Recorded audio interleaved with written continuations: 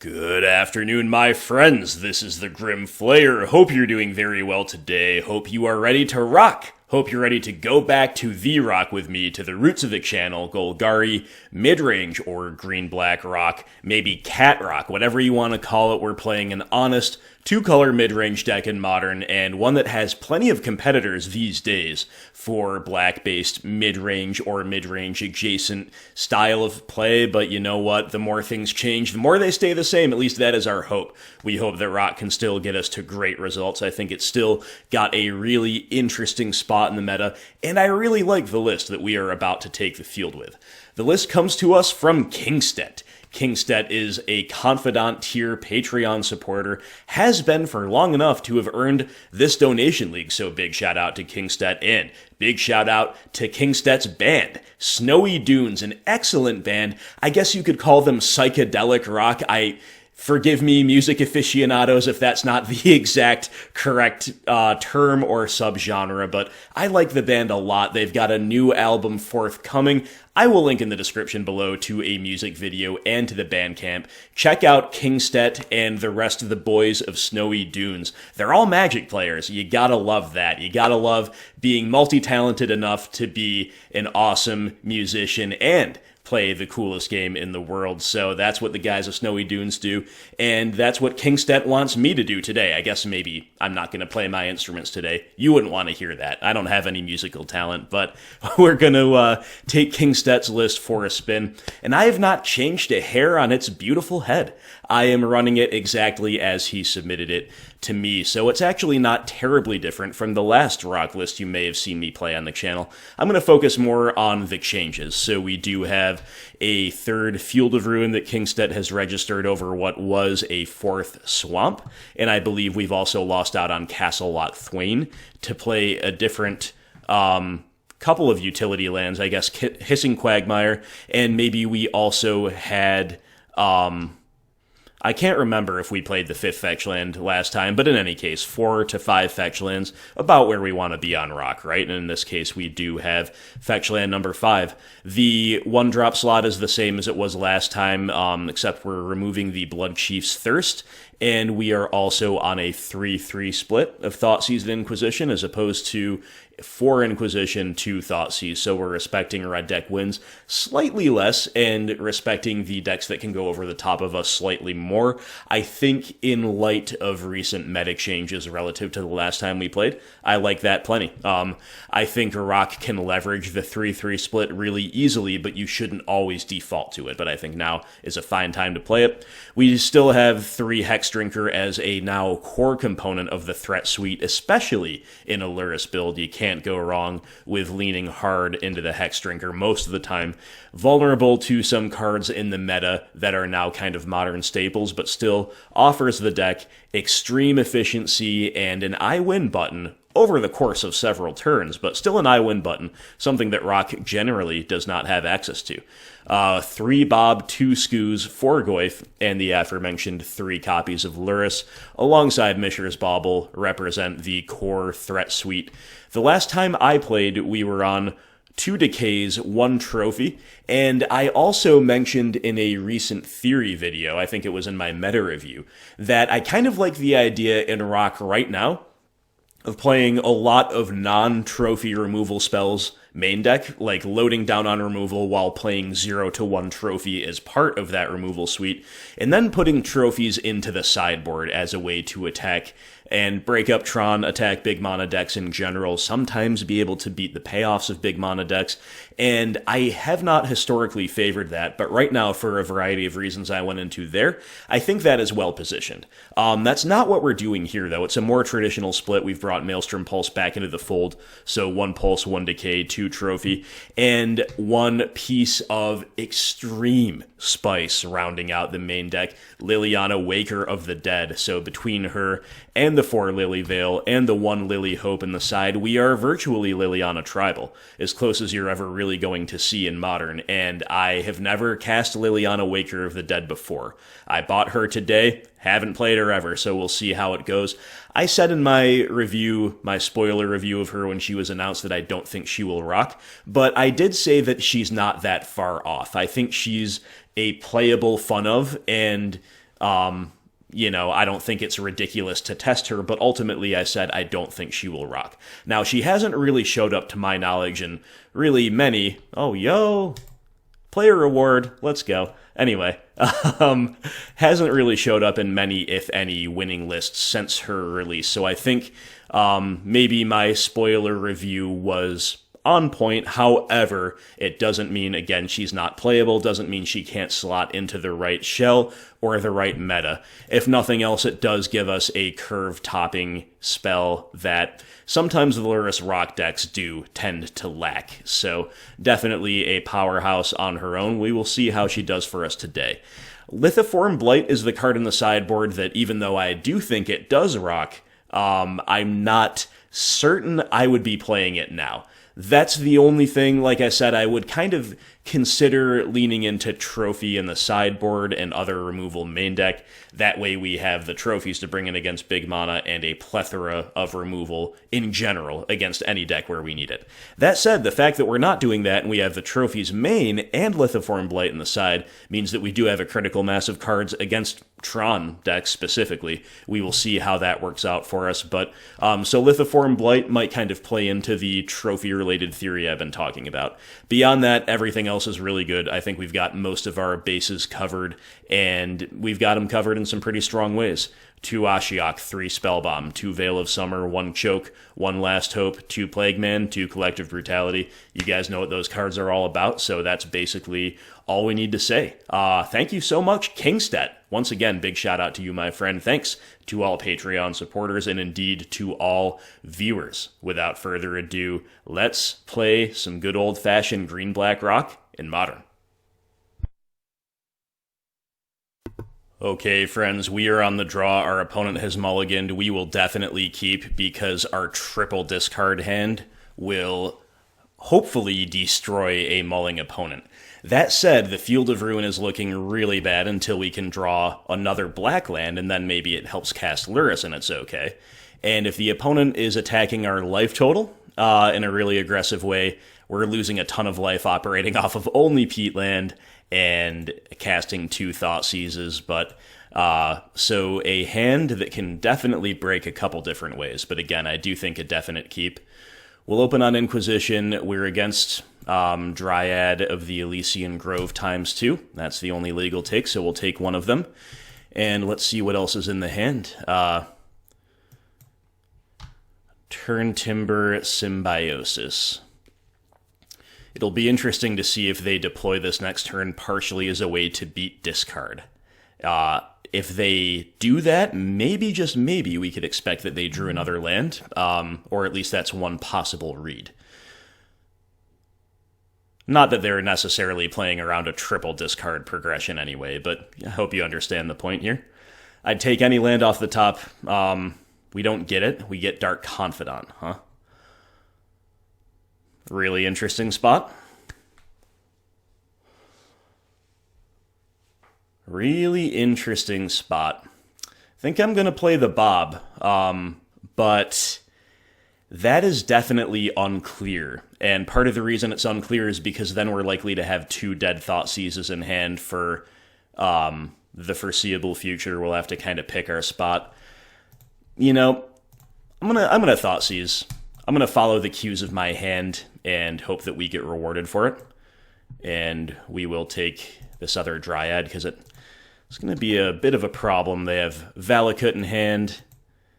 In general, we might struggle to answer the card depending on our draws. Opponent plays Valakut, so we will be able to Thoughtseize the land this turn if we're so inclined. But again, we need to draw a black land for that. We do it. Nice. So as good as Liliana would be here, I think we're going to Thoughtseize and then play a Bob. So we know the Thoughtseize is going to hit. And sure enough, we do get the land out of their hand. Kind of cool. Going blackmail mode with our Thoughtseize.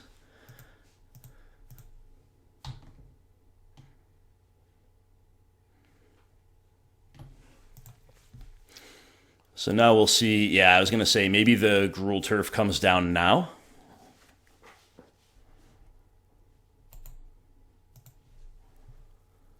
Inquisition of Kozilek, huh? Don't think that's likely to hit, so we're just going to get the Liliana down. It's a really good time for it. And the Inquisition is a relatively free pitch. Another Lurrus would have been relatively free as well, but... So now we just have to hope, okay, they drew Ghost Quarter, so we do still know about their whole hand. They have Garen Brig in hand, Crumbling Vestige, and then now with a draw step, it's something fresh.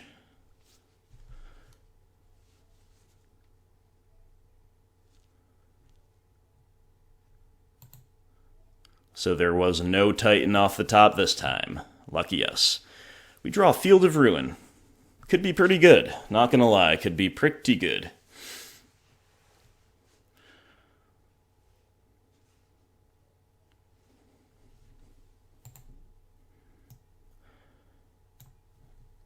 I think I'm gonna pitch one of our Lurruses here.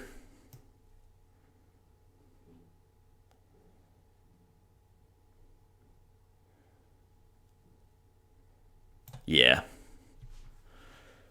I value the land drops with fields around and also with Nurturing Peatland as part of our plan. Also helps us get Hellbent more quickly with Liliana.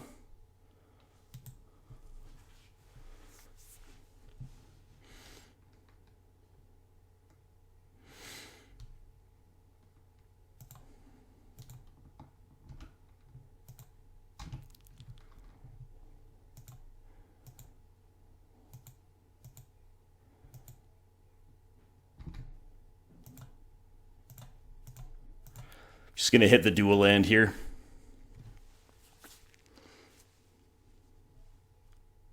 That's the concession. Okay.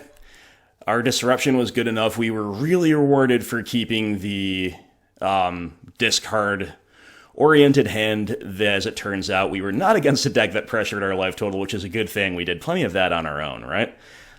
Such an amazing feeling to take game one against that deck because it's a bad matchup for us, and we have some good tools in the sideboard. Ashiok Dreamrender is our by far best, and beyond that, it's kind of a judgment call. How interested are we in Lithoform Blight? I'm really not sure. I know that it's got some real downsides against the bounce lands. If they can use a bounce land to beat the Lithoform Blight, that is. It's still something I think we owe it to ourselves to consider because it does at least cantrip, and if they cannot unlock their land with another bounce land, let's say we target one bounce land, they don't find another, or we target some other important utility land, it's still obviously pretty sweet. So I could see doing some pretty interestingly conservative sideboarding here. Let me mute here for a moment and figure that out. Alright, so I think we're going to give the Blights a shot. I have not yet gotten to play them against Titan, so if nothing else, it'll be some data points for myself and maybe for you to digest. I think we're trimming Fatal Push. Leaving a couple I think is fine. One way we can lose on the draw is to a turn one Sakura Tribe Scout that goes unanswered. And I also think for the final cut, we're actually going to trim one copy of Lurrus, who is quite slow, and whose value is not necessarily the most relevant in a matchup like this.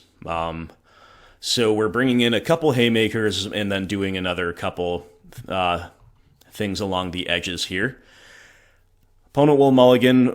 This is a pretty similar hand to last time, honestly. I'm going to keep it. It also has early pressure in the form of Hexdrinker that we didn't have, at least with our opening hand last time. It does not, however, have Liliana, who's a really good way to kind of really flatline a stumbling Titan opponent. But we're looking for most likely turn one Thoughtseize, although if they represent Veil of Summer, we'll have to consider playing Hexdrinker. But we're looking, ideally, to go Thoughtseize, probably into Hexdrinker, put a level, and then we'll draw on the third land by then, and we can do whatever. Maybe we'll have also drawn a Bauble, we can get the Lurrus Bauble loop going. Maybe we should activate Field of Ruin by that point into another one-drop or another level on Hexy. So, in that way, Hexdrinker is something I really like to see when we have big question marks over how our hand will kind of all come together. And we have every reason to believe this could play out similarly to Game 1. Let's just see how it goes.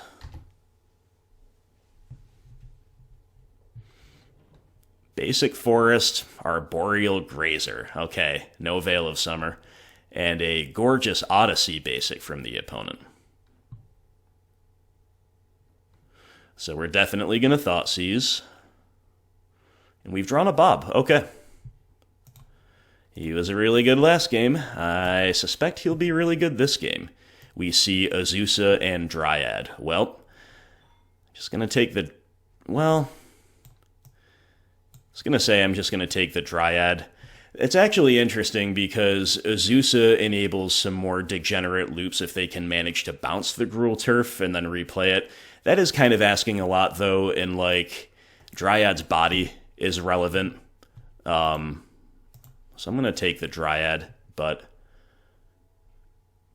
also if they draw another land for this turn, Azusa can reward that by just letting them dump the whole hand. But again, like...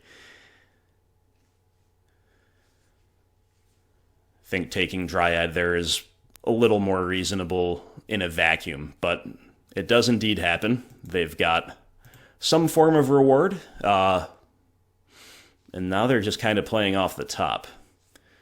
1, 2, 3, 4, 5. So they need to draw another land before they can cast a Titan.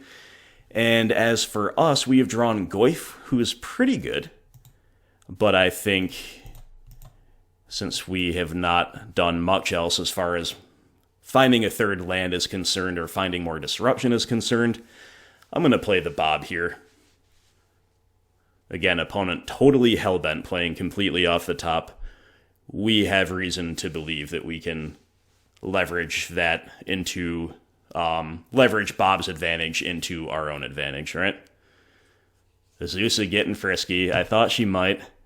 Not taking the trade.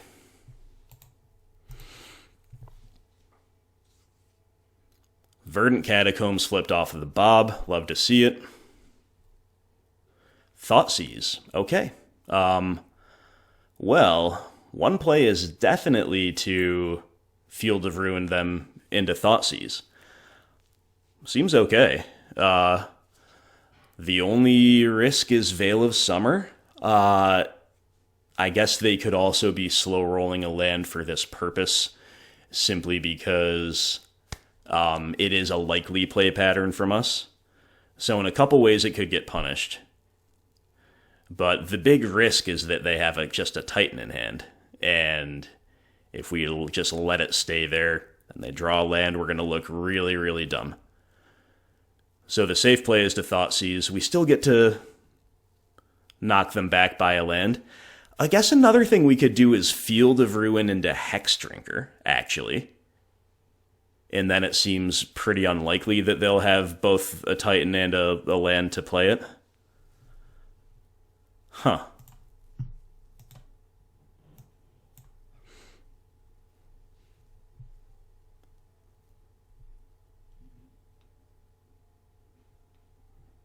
Yeah, I think we're going to get another threat down while also disrupting them.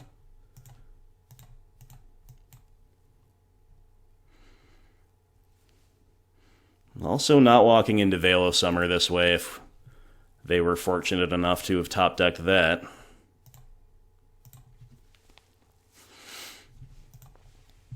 I don't see much need for a bluff attack here. We're not a deck that really could do much after the fact. I guess maybe we could have been bluffing Plague Engineer naming Beast in the second main phase after a block, but I'm just not gonna go down that road quite yet. And this allows us to have, I think, the widest variety of potential options this turn, especially because we've got a Hexdrinker down. Any stray mana can be used to level it up. But I think now we're definitely supposed to Thoughtseize, and then we can take it from there in terms of what else we'd like to do. I'd love for Bob to just flip another land.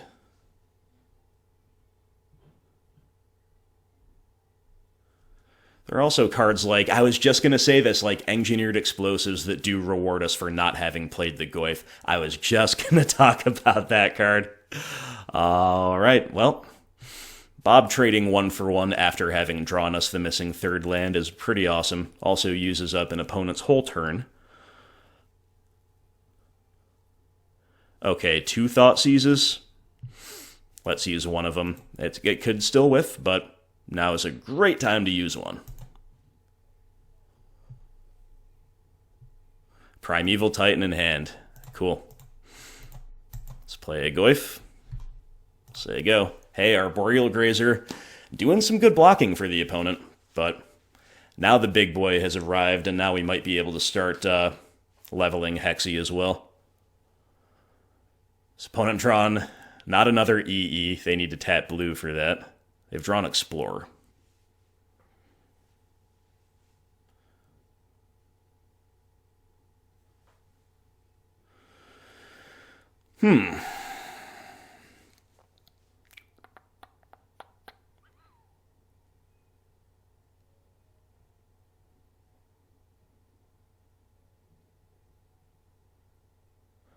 One pretty cool line is to attack, allow them to consider trading Azusa with a Hexdrinker, then play Lurrus, buy back Hexy.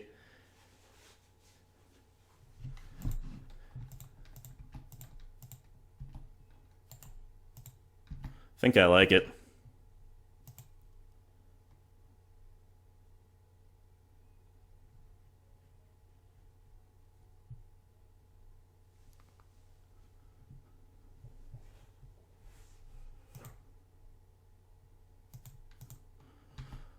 Okay.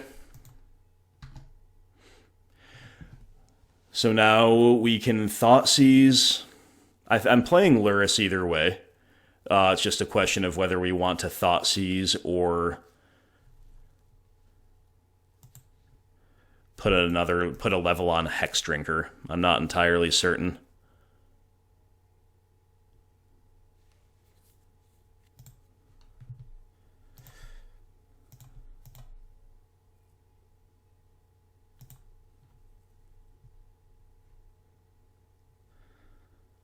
Think we're Thoughtseizing here. We get another Titan. Nice. Rewarded so much. Rewarded so much. Oh, that's funny. That's also kind of lucky. Opponent ripping another Explorer into Sakura Tribe Scout, so the weenies are going to be playing some rather desperate defense here against us. We draw Lily of the Veil. It's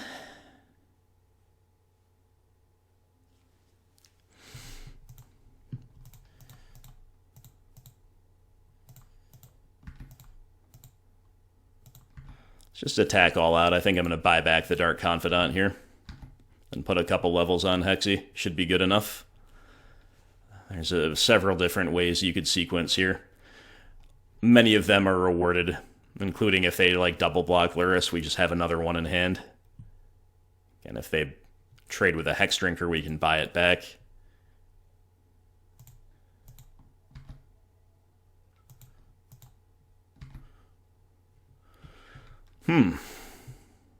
Well, now that the opponent has chumped with one, I'm just going to Edict the other with Liliana. Again, there's no bad play here. The world is kind of our oyster here. And that is the concession. Lovely. Alright, we had some good variants. Opponent, not so good. And we didn't do anything too broken or too, like, over the top beyond the norm for our deck. We just had, like, really decent progressions that our interaction lined up well at every point. That's kind of the fail rate, is like sometimes your discard will whiff, or sometimes it'll come off the top when you need an answer, and sometimes you won't have early pressure, sometimes you won't have a critical mass of X for ones. A lot of ways this matchup can go wrong. None of them befell us here, so we come out of the gates racing with a great start, a great win over Titan. Feels good. Well, we've lost the die roll again, but it worked out okay for us in round one. This hand is definitely a little sketchy on our end, but with the opponent mulling, I'm kind of inclined to keep a Liliana hand. If it's many decks that mull as a rule aggressively, Liliana will be good against them. If it's not, it might be Dredge, and maybe Scooze is good, so I am going to keep it. And if it's not a polarized deck, and it's one that's just unluckily taking a mulligan, or maybe two, then, again, maybe our X for 1 potential with our only 2 spells in hand can catch us up. But also note that we have 5 green sources for Scavenging Ooze. We have totally painless mana until such time as we need to tap Peatland, which might be our 5th land. And we have 2 forms of utility in our land base. So if these were all like fetches and shocks, it might be a more questionable keep. As it is, the opponent has gone down to 5, and we'll see what they're playing. Misty Rainforest Pass. Could be a variety of things. Could be Infect, could be Neoform.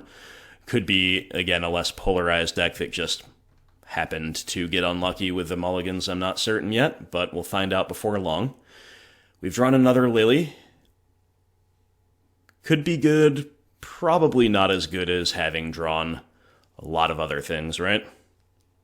Opponent does not fetch, which leads me to believe that maybe they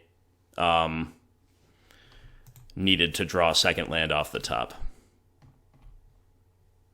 Sultai, Breeding Pool alongside Basic Swamp.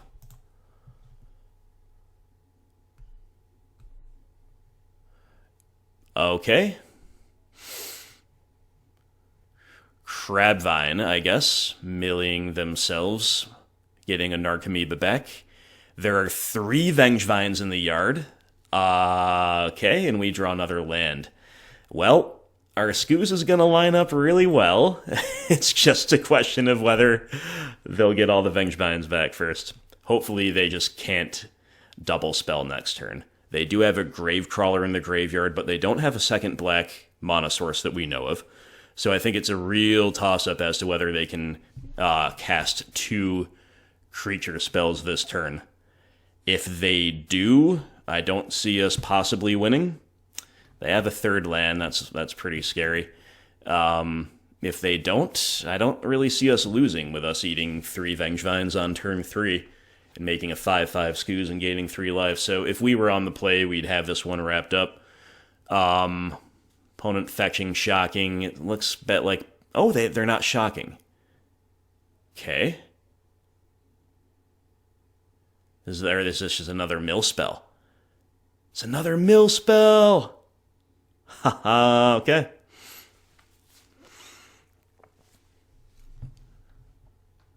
Narcomoeba coming back. Creeping Chill going on the stack. So the Silver Smote Ghouls will come back. Dang. So that was a pretty good hit for them. Opponent tanking over maybe the order of stacking the abilities. I've never played this deck, so I don't know why, if so. Guess it makes sense for Creeping Chill to resolve first, kind of no matter what you're doing.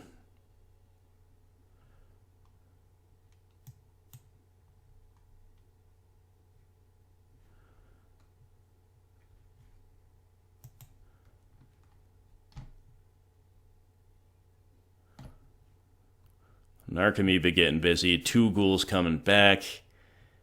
It's all pretty rough. But we have drawn a Fatal Push, and we do have a Scavenging Ooze. So my big question is, am I supposed to, eat anything main phase, or am I supposed to play reactively? Should I, one option is just to eat all 3 Vengevines to prevent any trickery from the opponent, any cards that I don't know about that can blow us out. Another option is to eat 1 Gravecrawler so they can't cast it from the graveyard. And then because they have zombies on the field now, and then we can eat 2 Vengevines and still be a 5/5 big enough to block a 3rd Vengevine if they escape it. Kind of a tough call if you ask me.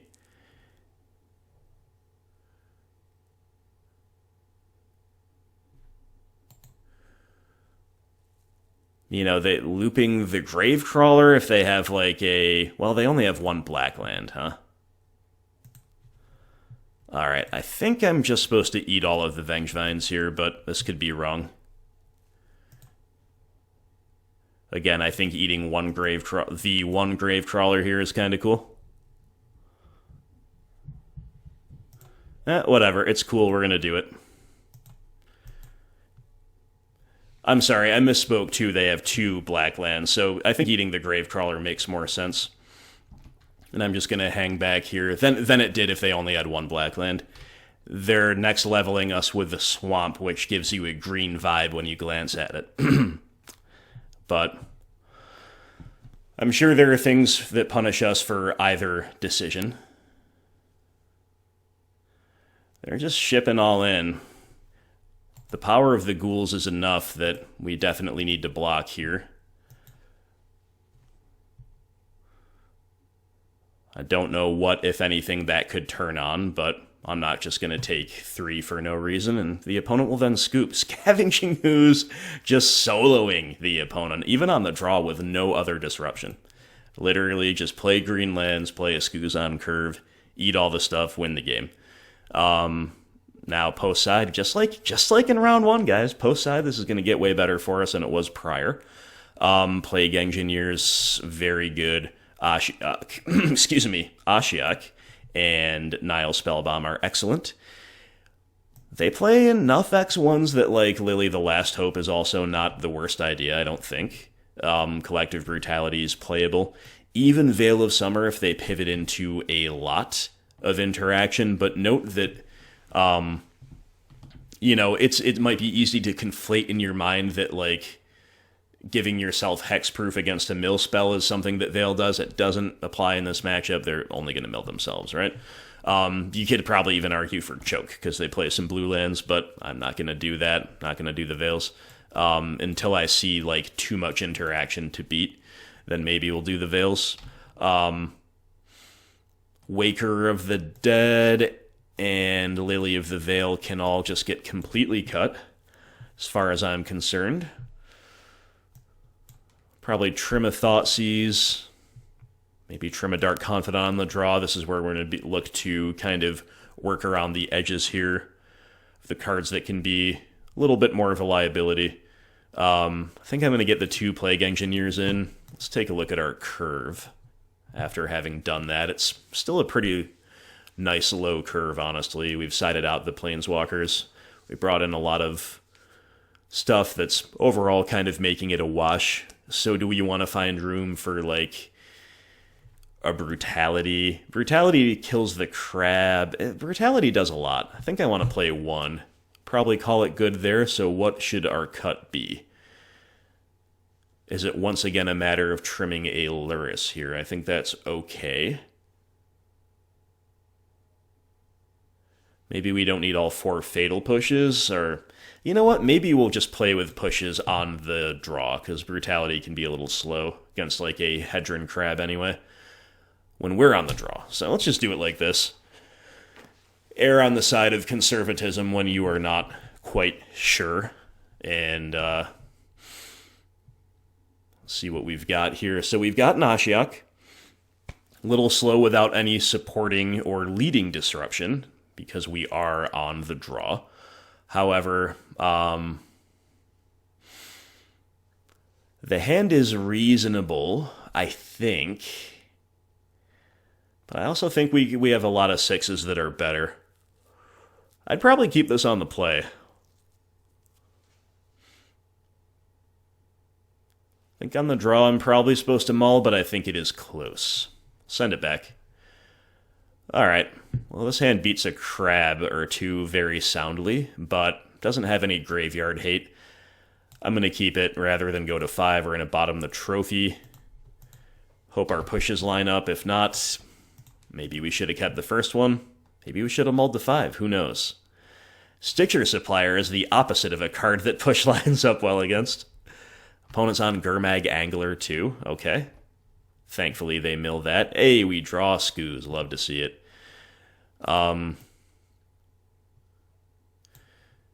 Yeah, let's get a Bauble and a Blooming Marsh down. and then on the opponent's upkeep we'll bauble them.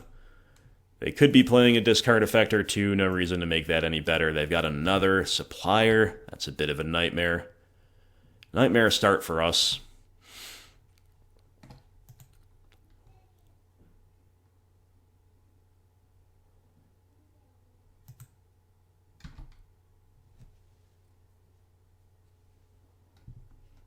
Well, turn 2 Scooze was good enough on the draw in game 1. It could be good enough here in game 2. I'm thinking it's a little less likely given our hand and their start, but you never know. Opponent relatively breaking off their early mills. 2 Gravecrawlers is good value, but that's about the extent of it.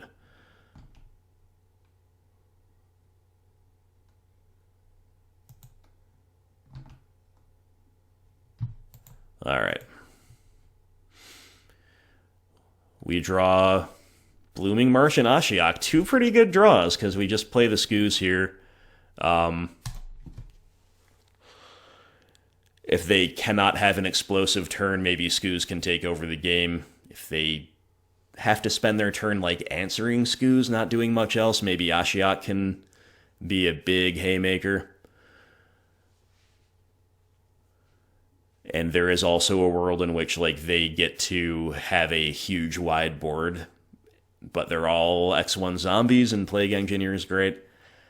So we have a lot of tools.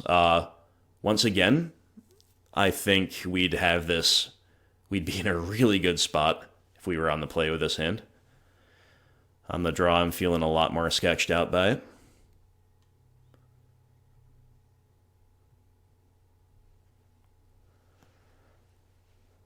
OP sending it in with a supplier. I, of course, will not provide them with a death trigger.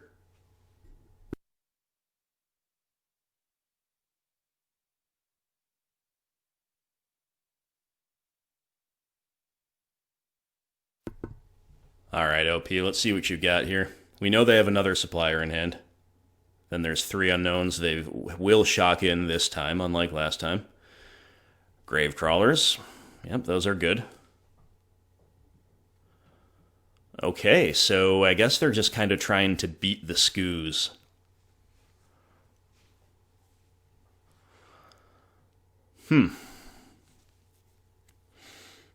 We've drawn Nurturing Peatland. We could go extra crazy, but I think we're likely to Fatal Push something this turn. So why don't we just play a swamp to preserve our life total and pass with 2 Scooze activations open and a Fatal Push in the back pocket.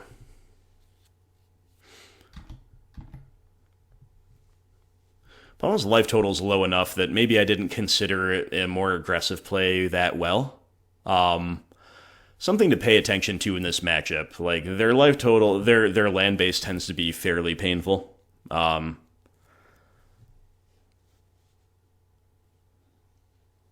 You know, so like a not unreasonable line was to push a Gravecrawler, eat 2 of them, smack them for 4, put them to 10, but just think there are higher priority things to do than that. On average. What's this going to be? It's a hard cast Vengevine. Interesting. Okay.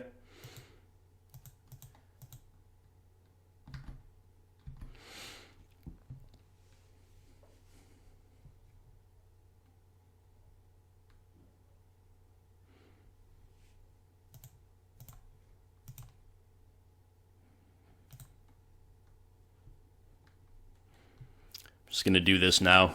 There's no reason not to. I'm not going to take the trade, don't worry.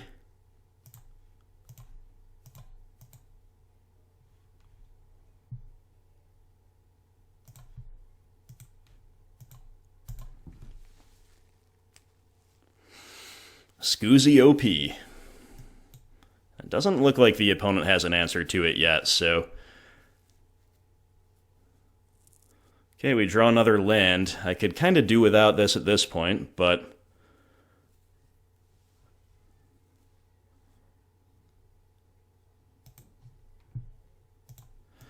It does enable Fatal Push, so I think we're just main phasing a push here.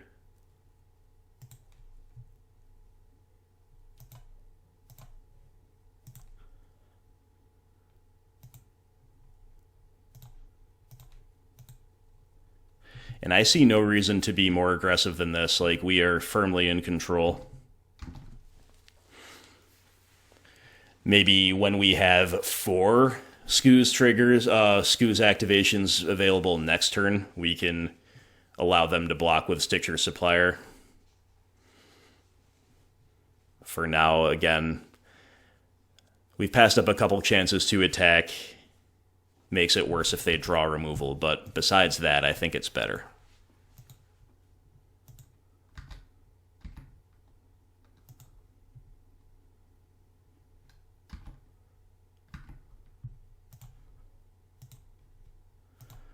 Alright, let's just keep chowing down.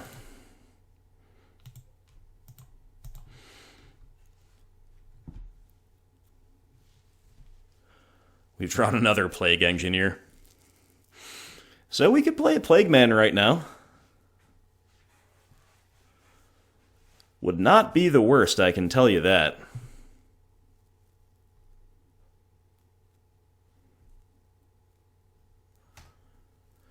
Let's see, there's also only 2 creatures in the yard. We're not really threatening a lethal swing yet.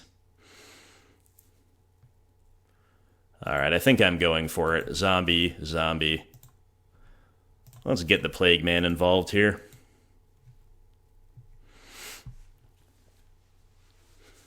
It'd kind of be next level if the opponent had removal in response here. That'd be a bit of a disaster, but seems really unlikely.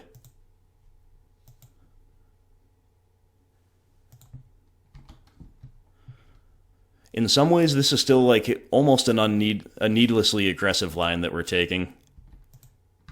But it just seems like we're so far ahead, it's also just fine.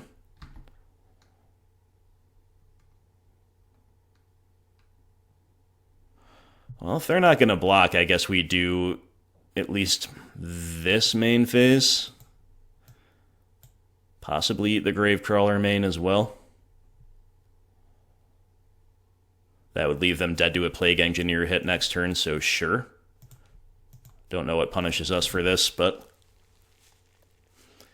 might as well present lethal. That's game. Alright guys, we are rocking and rolling. Some nice variants on our end. Scavenging Ooze, gotta go on the thumbnail after that display, wouldn't you say?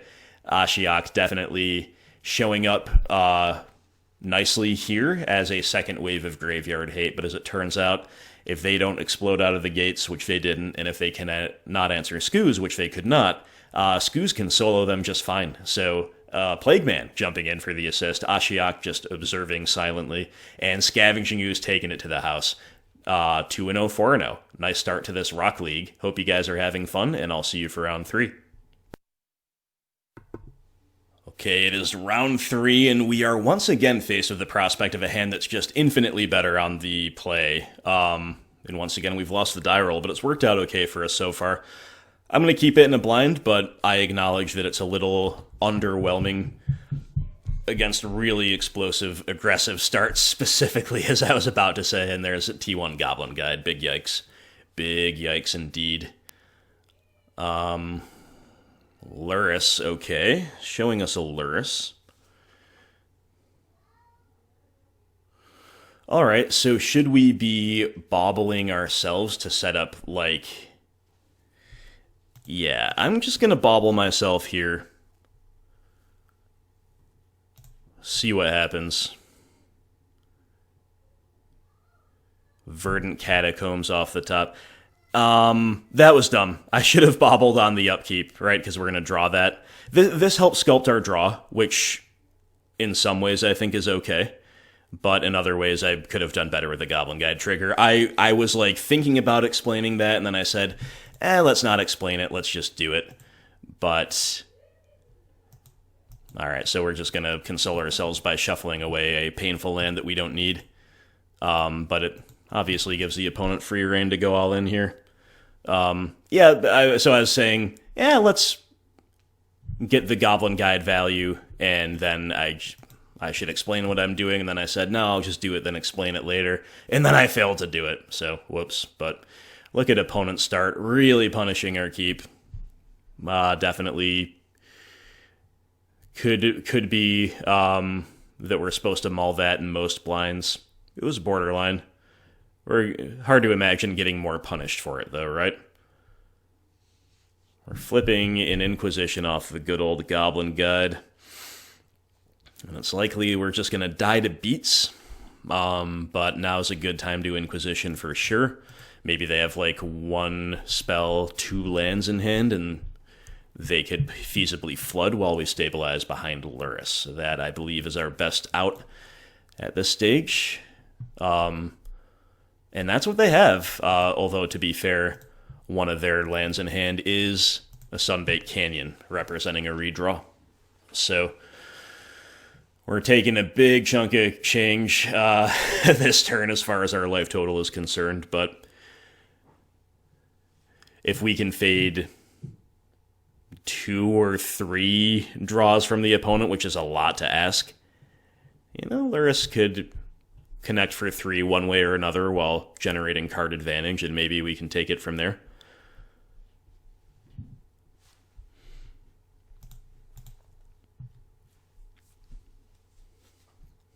His opponent immediately cracking Canyon. No, they're hard casting a Rift Bolt. That's actually pretty rough. Now we're dead to any burn spell. So we needed to fade, as I say, 2 or 3 draws. We didn't even fade 1. That just put our odds to almost nothing. We've drawn Abrupt Decay. We have to take the high upside line here of playing Lurrus, buying back Bauble.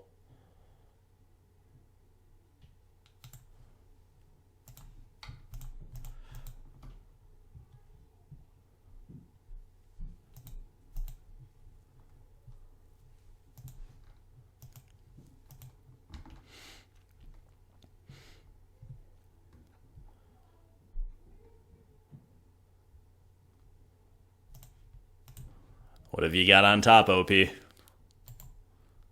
Boros Charm off the top. Alright, they never didn't have it. So, yeah, just burned out. Not much to say about that one. I think the matchup's pretty good. I think we are doing a lot of great things. But a lot of the great things we're doing are main deck, and it can still go like that, right? But we also don't have that great of a sideboard against burn, honestly. It's just 2 Collective Brutality. Those are the only, good cards to bring in. 3 Thoughtseizes have to come out, and from there, we're just finding, and 3 Dark Confidant have to come out. So from there, we're just finding cards that are better than things that make us lose life, which I guess is going to be Plague Engineer times 2, possibly Lithoform Blight. Should we play Lithoform Blight? It's going to cantrip. It's going to potentially swing the race a little bit, because they might have to pay life to do things with it, and it could shut off a redraw. So, as underwhelming as that is, it's probably still better than Dark Confidant and Thoughtseize. We're going to give it a shot, right? We'll give it a shot. Well, we beat an unfavored matchup in round 1. I don't know how to rate Crabvine. We might be favored on Rock. It might be one of those where Rock is the best BGX deck to be on. But here I think we are favored against Burn, but we got smoked in game 1. So maybe it's one of those leagues where everything is kind of inverted. Or maybe it's one of those leagues where we win them all. So let's try to make it one of the latter. We will play first. We have a justifiable keep in my view. No early kill spells, a little sketchy, but we do have an early Inquisition, and we do have a Mishra's Bauble to redraw. If this was a Blooming Marsh, I'd feel a lot better, because at least we could play Hexy T2, if nothing else, but nevertheless, we will keep. Lands are painless. Opponent could walk into a Pulse at some point. They also will mulligan, so lots of things going our way so far.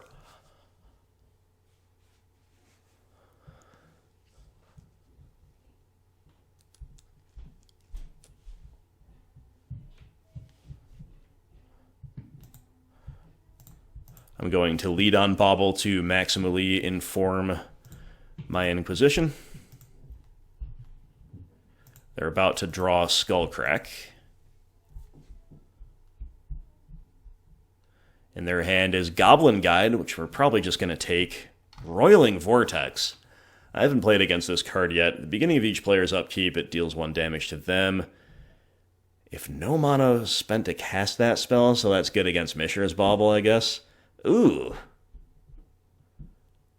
And it prevents life gain. Maybe we need to take that.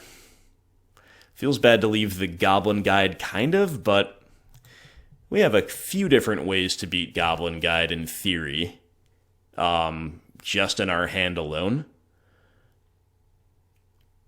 It'll just be pretty bad if we fail to draw either a green land, and we're drawing Field of Ruin, that sucks, or a timely removal spell, and the guide doesn't do it for us in terms of getting us a land. So Goblin Guide, show us a land, and we'll be quite happy.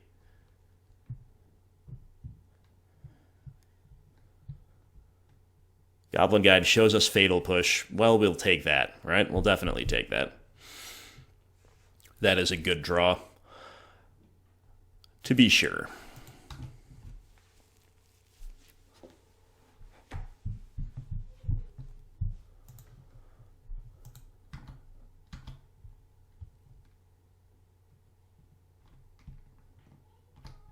Opponent plays Inspiring Vantage, so we actually still know about their whole hand, I believe. Opponent not risking the trigger, huh? Well, I think for mana efficiency, we're still definitely supposed to Fatal Push. And then let's play Lurrus, especially because we've drawn another one. Buy back a Bauble.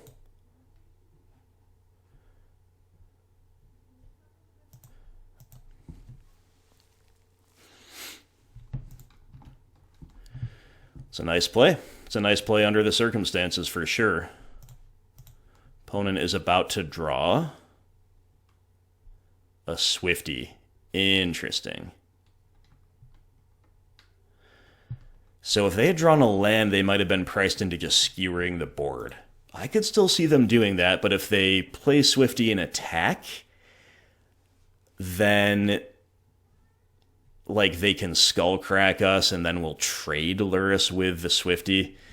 That might actually be okay. We're just pulling so far ahead on cards that way, but they'll blow out the life gain, and then next turn they'll probably skewer the other Lurrus, so we will have failed to gain life twice off of both Lurruses.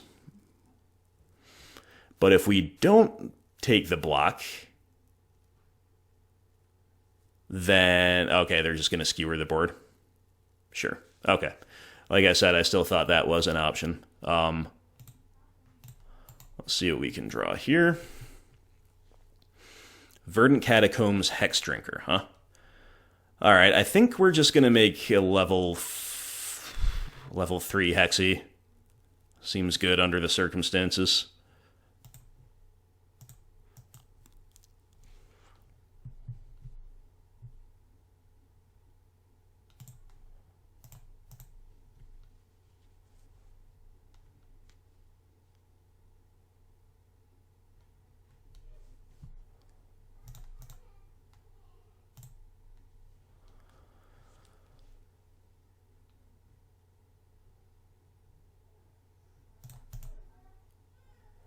Roiling Vortex is really interesting tech against us. It's definitely got a lot of upsides, but you know, like it's just another thing. I'm not saying it's wrong to bring it in at all. I would never presume to say that unless I felt pretty strongly about it. And I don't feel strongly about it. But one good thing about it for us is that it does offer another late game top deck that does not immediately kill us. Like, it's going to do 1 damage to each player over the course of time, right? For the purposes of like a grindy game 3, we could benefit from that.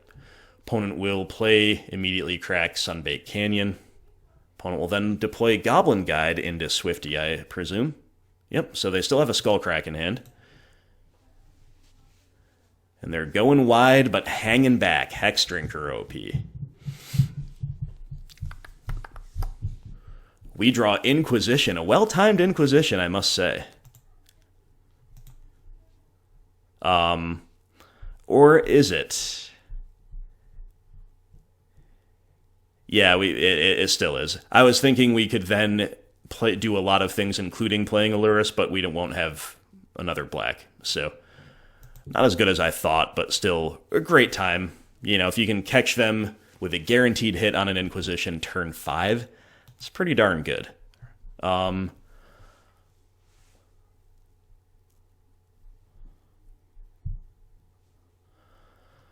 we supposed to race them? I think so.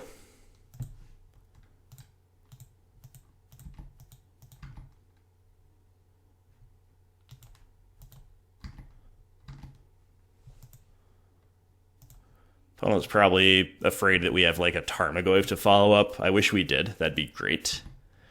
But because we don't, we're just going to play a Hexy as like something that can trade with Goblin Guide.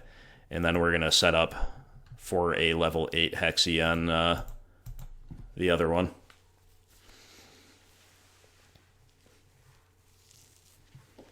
Life total is still at 17. Pretty good place to be.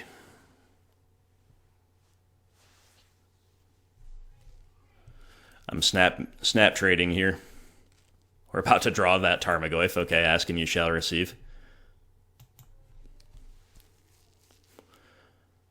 Hexdrinker, kind of like a Collective Brutality there.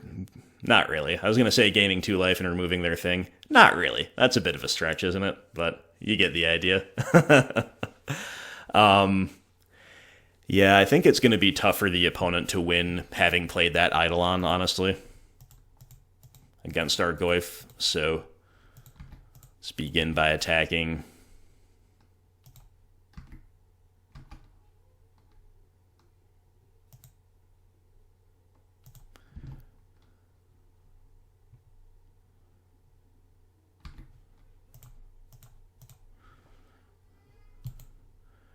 And Hexdrinker creeping ever closer to the ultimate.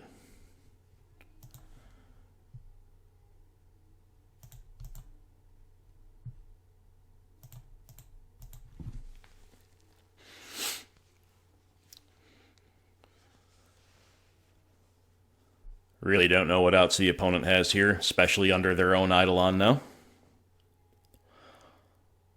Yep, that is the concession. Okay, well, that's great, but that was the easy one. The tough one in a vacuum is coming up right now, because we're going to be on the draw. We're going to be on the draw. It's a spooky and scary place to be against good old-fashioned Boros Burn, which did probably recently hit like the biggest lull that I've ever seen it hit since I started playing Modern, but it never stays fully dead. It is coming back. I've seen it more. I've heard about it more just in the past week or so.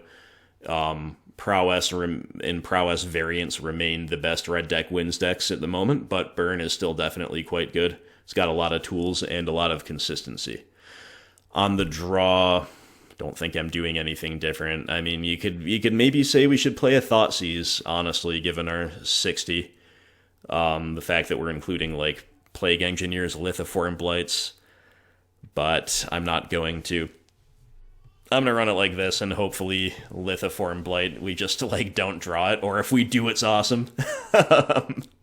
But as I say, it does at least cantrip and has other potential upsides as well, whereas the downside of Thoughtseize is too glaring for me to ignore.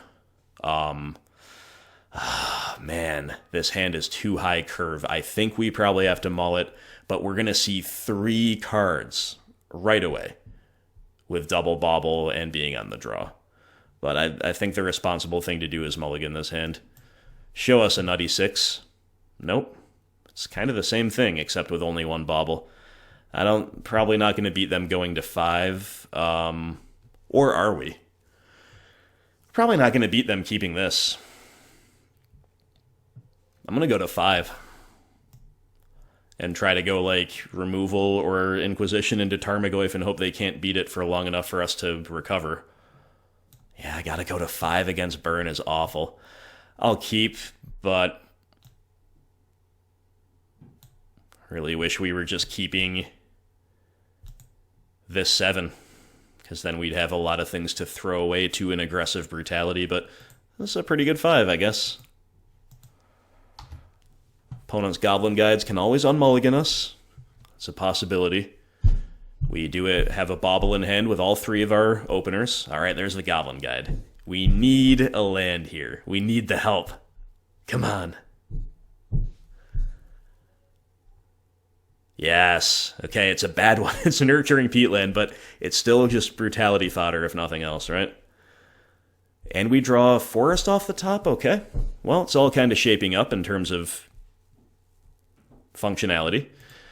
Once again, we will maximally inform our turn 1 Inquisition by leading on Bauble. Opponent will draw Lightning Helix. Oh no, their hand is just loaded. Eidolon, Goblin Guide, Lava Spike, Skewer the Critics.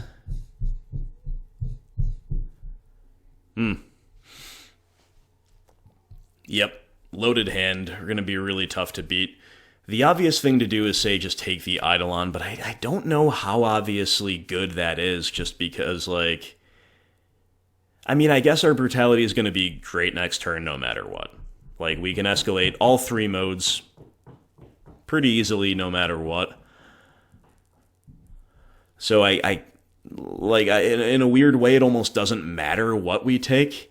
And I feel priced into taking a creature because I don't want them to dump out both burn spells and then for us to lose that way.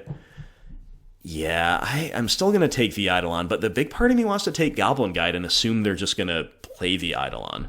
That would almost be better for us. But Goblin Guide, eminently beatable with a lot of our cards, and including this brutality.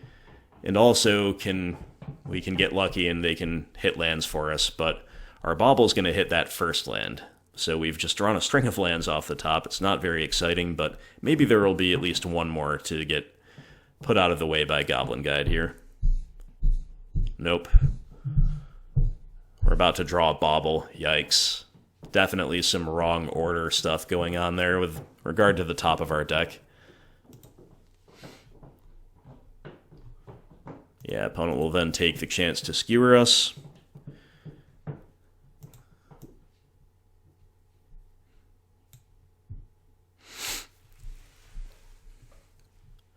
Alright, let's Bauble OP. So their hand is Lightning Helix, Lava Spike. They're about to draw Boros Charm. Alright, well, I don't think we can beat this at all.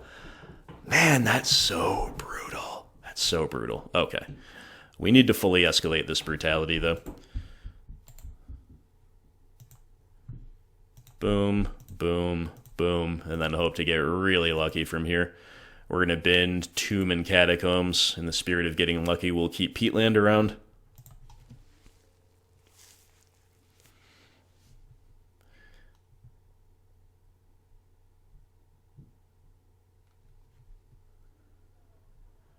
Yep. Mull to 5. I mean, what are you going to do? Okay, we'll take the Helix. Opponent will draw the Boros Charm, and we are very much on the ropes. We pick up a Lurrus, though, off the top. That is a really interesting find.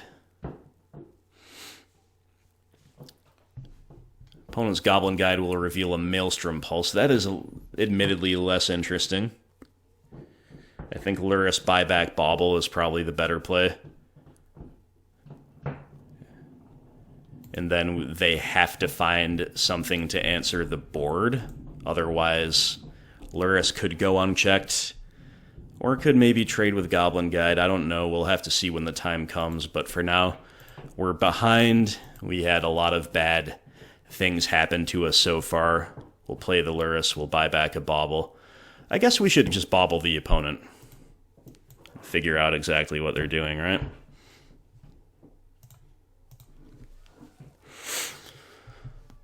I'm about to draw land, which means if we let the attack through, we'd go to 1.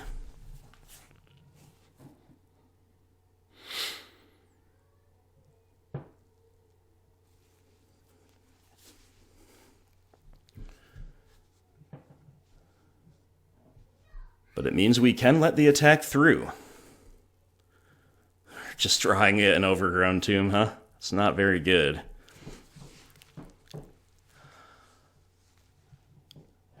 Finding lands off these natural draws while the... Yeah, I'm going to take the hit here. While the opponent Goblin Guy does not find us lands is not what we need under these circumstances. So opponent going to Lava Spike us down to 1 here. Unless for some reason they don't. Yeah, okay. Scoozy. Alright, I think I'm just pulsing away the guide. But why don't we not die? So we'll attack first to gain the life.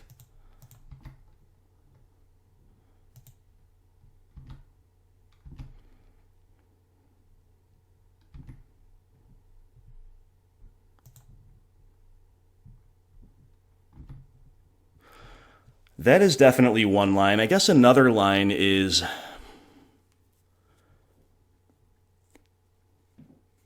You know, that line leaves us dead to a burn spell. Playing Scavenging Ooze does not leave us dead to a burn spell because we can play it without tapping Peatland. And it can block Goblin Guide. So I think we're supposed to do that in, like, worst case... not worst case scenario. Worst case scenario, we just die. But one option is we make the trade, then we can potentially buy back Scooz next turn. So I think we'll take the Bauble out of the yard.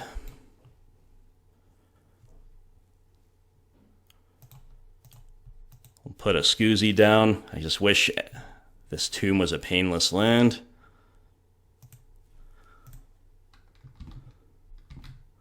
We'll see if the opponent shuffles away right now. They will.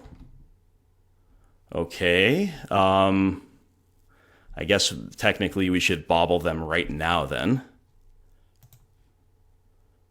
In case they have a brick and we have like a Fatal Push. They're about to draw Searing Blaze. Okay.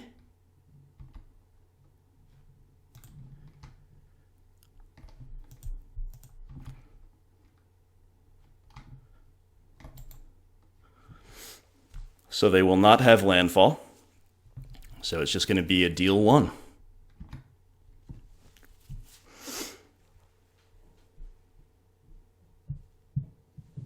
And I think we might be like getting out of range of the opponent here. They do not attack. Let's freaking go. And we draw Fatal Push to make our life that much easier. Wow. All right. All right. No difficult decisions with sequencing. Just push this thing. Gain a bunch of life and steal the game after a mulligan to 5. I think that's what's going on. But let's not get too hasty here. Let's Bauble the opponent.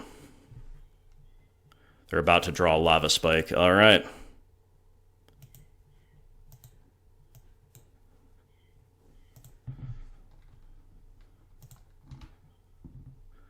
That's game. That's game, my friends. Not right now, but next turn it will be.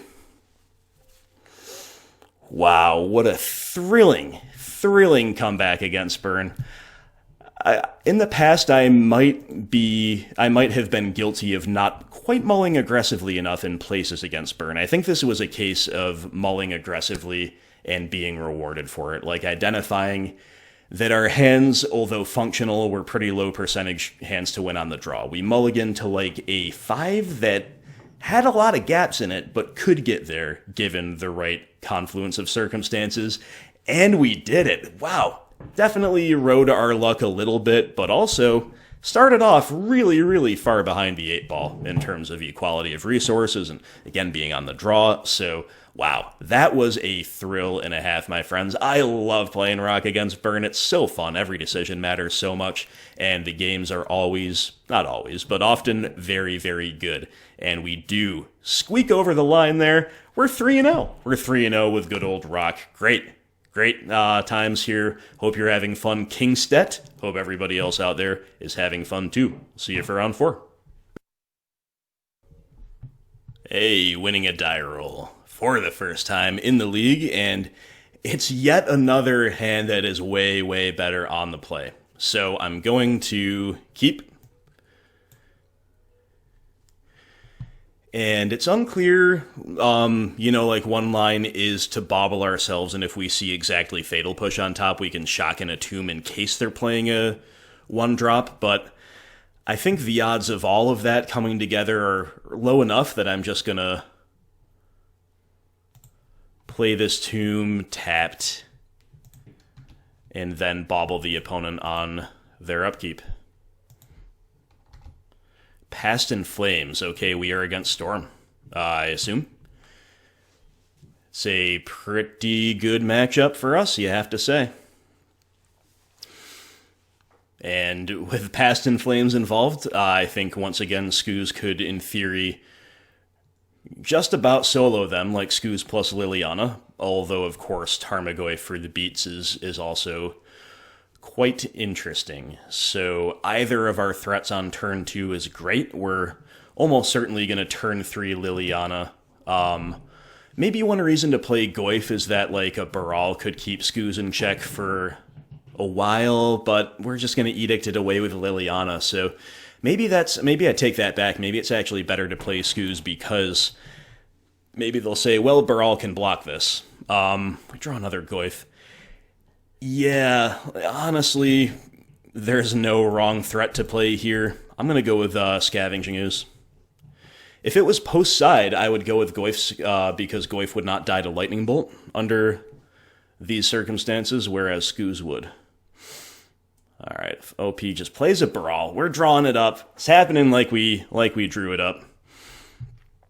Alright, shock in, play Field of Ruin. I don't think it matters. I'm going to shock. Operate off as much green as possible in the early turns.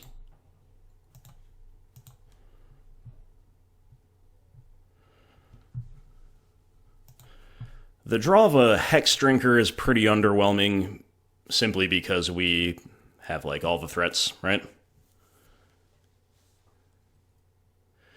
We've drawn Assassin's Trophy. Also underwhelming. Probably pitching either Hexy or Trophy.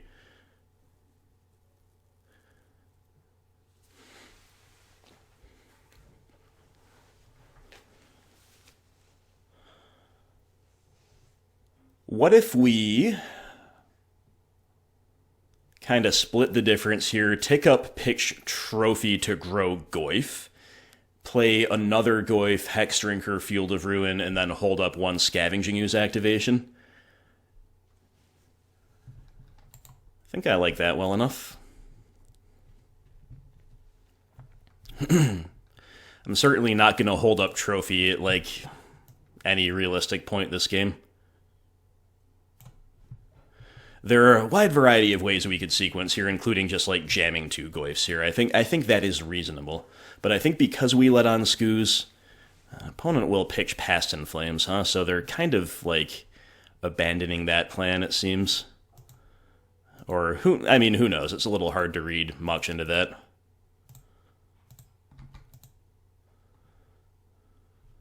But the fact that they pitched it kind of makes me want to just jam 2 Goyfs. We'll make sure the attack connects.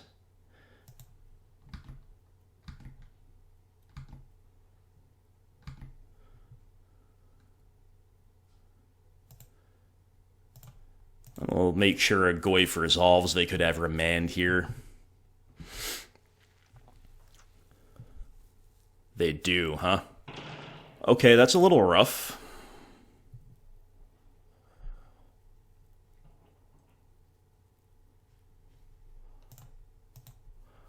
think I'm going to stick to the disruptive plan, play a Hexdrinker, hold up the Skooz activation, planning to eat Past in Flames if I'm not forced into something else.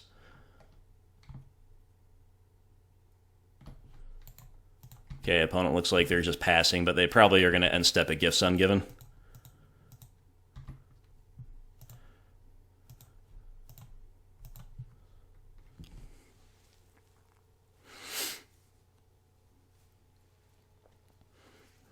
Yeah, maybe Gifts in Response, but I think this is an okay time for us to... Yeah, it's unclear whether they should Gifts in Response, to me, if they have it.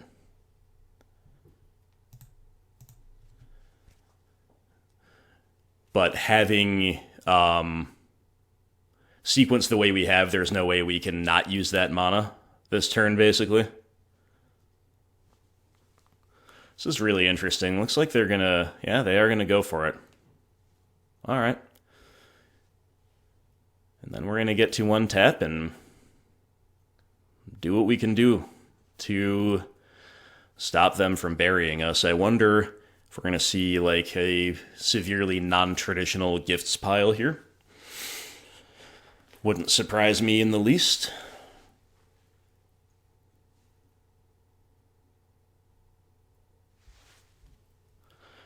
Morphos, Ritual, Grape Shot.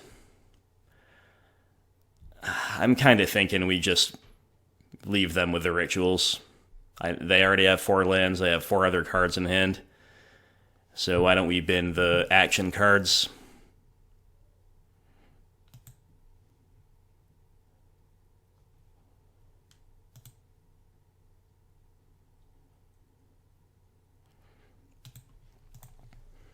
So it was a pretty traditional pile that they showed us. Noxious Revival. Okay, I was not expecting that. That is a little rough. Not gonna lie. That's a little rough. Noxious Revival blowing out our Skooz activation. Wow.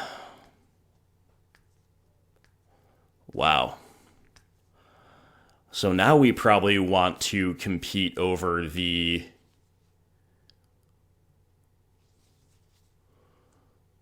like, Grape Shot and Gifts Ungiven. Honestly, probably over the Monomorphos, too. Like, we'll make them cast the Past in Flames and then hold up all of our Ooze activations. I guess.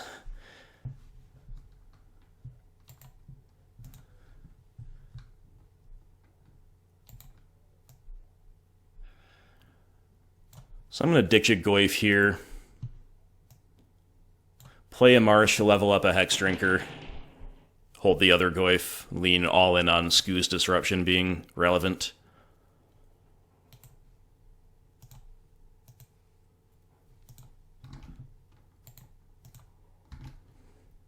We get a Serum Visions out of them. That makes sense in light of what we know about their hand, which is Ritual, Past in Flames, 2 unknowns.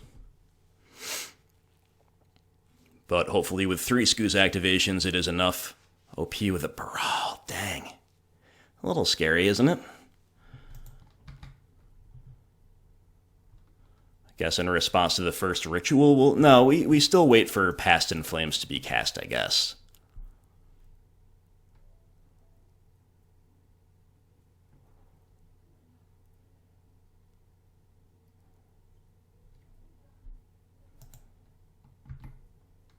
I don't know. Here comes PIF. They'll have a bunch of mana floating. Dang, they had some good stuff here. Some really good stuff. So, yeah, now is the time. They'll Monomorphos with Past in Flames on the stack. Holding priority. This is some really cool Storm play.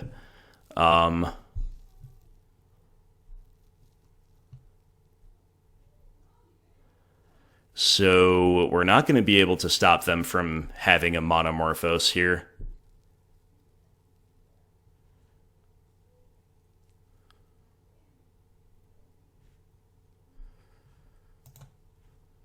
I guess before they can draw another Noxious Revival or something, I'm going to eat the gifts.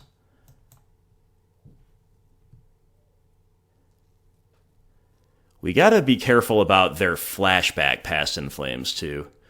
So we're gonna eat the gifts. I think we're just gonna eat the Grape Shot, too, because we don't want to lose our board. And then I think we let this resolve and then eat the back half of PIF, probably.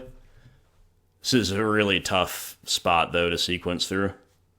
For me, never having played Storm. Yeah, so... Yes, we're going to let that resolve. We're going to eat the back half of Past in Flames. Hope they don't find anything off of the... Yeah. Let's do it now. You'll have to tell me whether that was correct, but I think because they found another Monomorphose, we're supposed to not compete over one of them. We're supposed to compete over Past in Flames instead. They found another Noxious Survival, you gotta be kidding me. Oh, I'm sorry. No, that was just my mistake.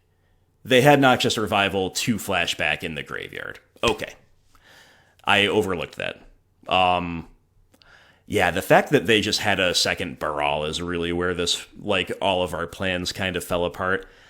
I kind of doubt that we could stop them from going off this turn, but one thing we probably could have done is seen that line that I missed and just taken away a Monomorphose. Or maybe even Remand, because they can, like, Remand their own spells. But yeah, so that was an error on my part. I overlooked the fact that once PIF resolved, that we'd be in trouble because of the Noxious Revival. So the find of Noxious Revival for them is really what I think is keeping them in this game. Because when they found it the first time, it was amazing, and when they found it there, it was also amazing. But I failed to play optimally around it, and now we are kind of at the opponent's mercy. They still definitely don't have anything deterministic as far as I can tell, but they're going to see so much of the deck because PIF is like back with them now, and they're main decking pieces of the puzzle. So these are things that, like, main deck pieces, main deck Noxious Revival, they're really well tuned for a Storm deck to beat a deck like ours. So they put Ritual and Monomorphose into their hand, binning Mountain, Baral, Riverglide Pathway.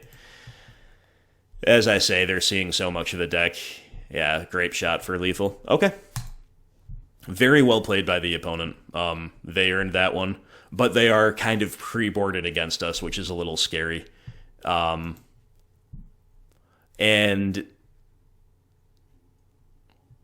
I don't think anything that we did there would have changed the outcome, but could be wrong. In any case, that was pretty wild, and we could consider Choke, but I'm probably not going to play it. Just mention that it's playable, depending on your 75, and maybe more playable if they're on a Fetch Shock land base, which sometimes they are to facilitate Blood Moon, and sometimes they are to facilitate a third color for Veil of Summer. Fortunately, we're not seeing Veil, I don't think. Don't think we saw the lands to make that a real possibility, so I'm looking at a configuration that allows me to bring in all 9 of these cards. Is that realistic? I'm not entirely sure, but we're going to begin with the intention of doing so. I think I'm going to cut both trophies. We have to worry about Aria Flame, but number 1, I think it's a little less common than it used to be, although still, maybe that's negligible. Number 2, we have Decay and Pulse to beat it, and our discard spells, and Trophy is miserable in the matchup. It's just like, if you don't have enough ways to answer Aria, then maybe you have to leave it in sometimes, but here, I think we can probably cut it. Is Liliana Waker of the Dead? She's slow, but she's on plan. Seems okay. We've already trimmed the obvious stuff to trim, though, and we still have 6 slots. I'm probably supposed to trim a Fatal Push at least 1. Maybe Hexdrinker is a little of an underwhelming threat. We just don't have cards that are that bad. I'm going to go down to 1 Lurrus. I'm going to play only 2 Spellbomb.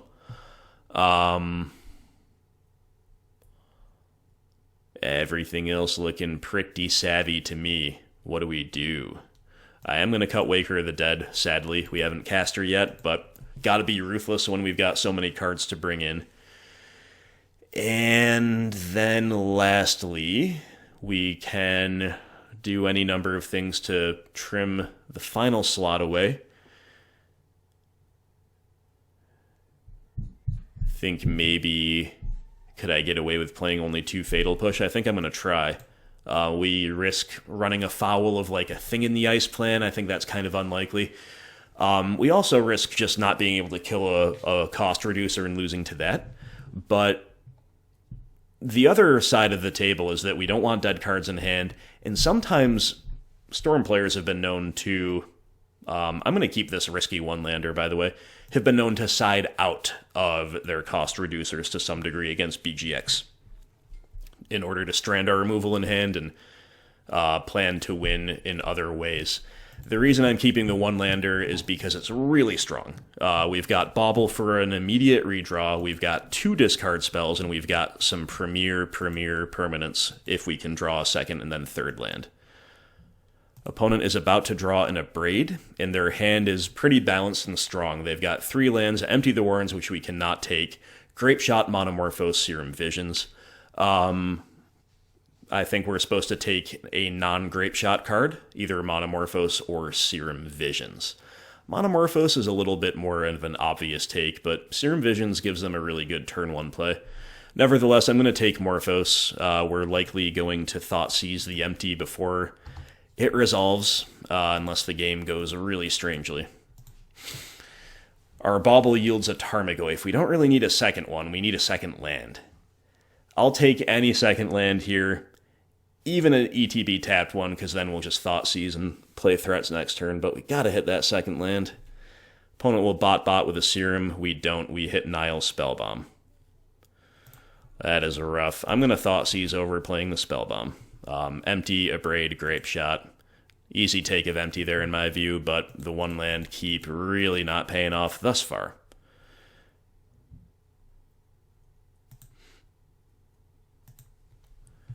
Second land. Second land.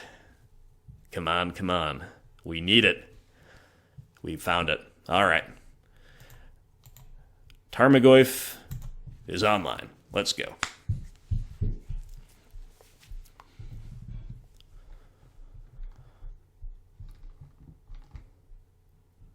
Is there a line where the opponent abrades and then Grape Shots the Goyf next turn? Or maybe this turn if they have a ritual. Obviously, that'd be really good for us because we just have another one. Don't think that's very likely, but you never know. OP's drawn Sleight of Hand for turn.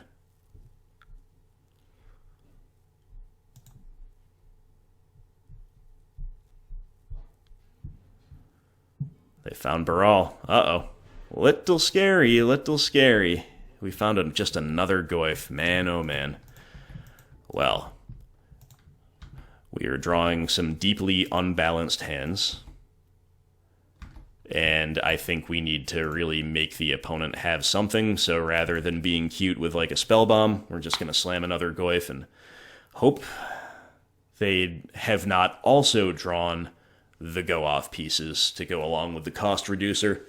We know they have a finisher in hand, but we also know that, like, Abrade is pretty bad against the Goyfs. They have at least one other land in hand after this one that they played, so my hunch is that they're a little flooded. There's a third land for us. It does let us just slam Ashiok and say, can you beat the Tarmogoyfs without being able to search off a Gifts Ungiven?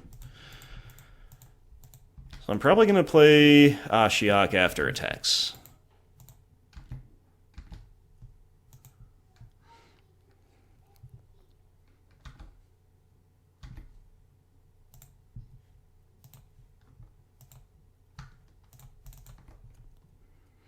Okay, Ashiok just resolves, so milling ourselves and wiping the opponent's graveyard is interesting. We could get unlucky and it could shrink the Goyfs, But I think that'd be really unlikely. I think on average it'll grow them, so why don't we do that?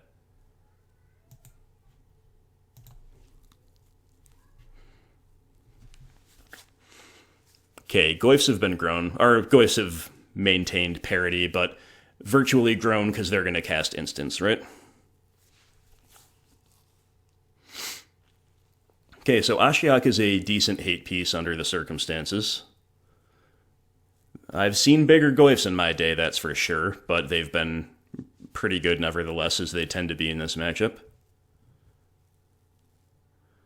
OP has found a Monomorphose to kick off the turn. That is outright terrifying. Shivan Reef, which we knew about. Monomorphose, just seeing another card and pulling them ahead on mana means that even with some relatively underwhelming pieces, they could stitch together a really scary turn here. They're going to just bolts and abrade a Goyf, though, is what it looks like. We'll take that. Or no, they're going to have a massive grape shot to maybe take care of the whole board. Again, we'll take it, honestly.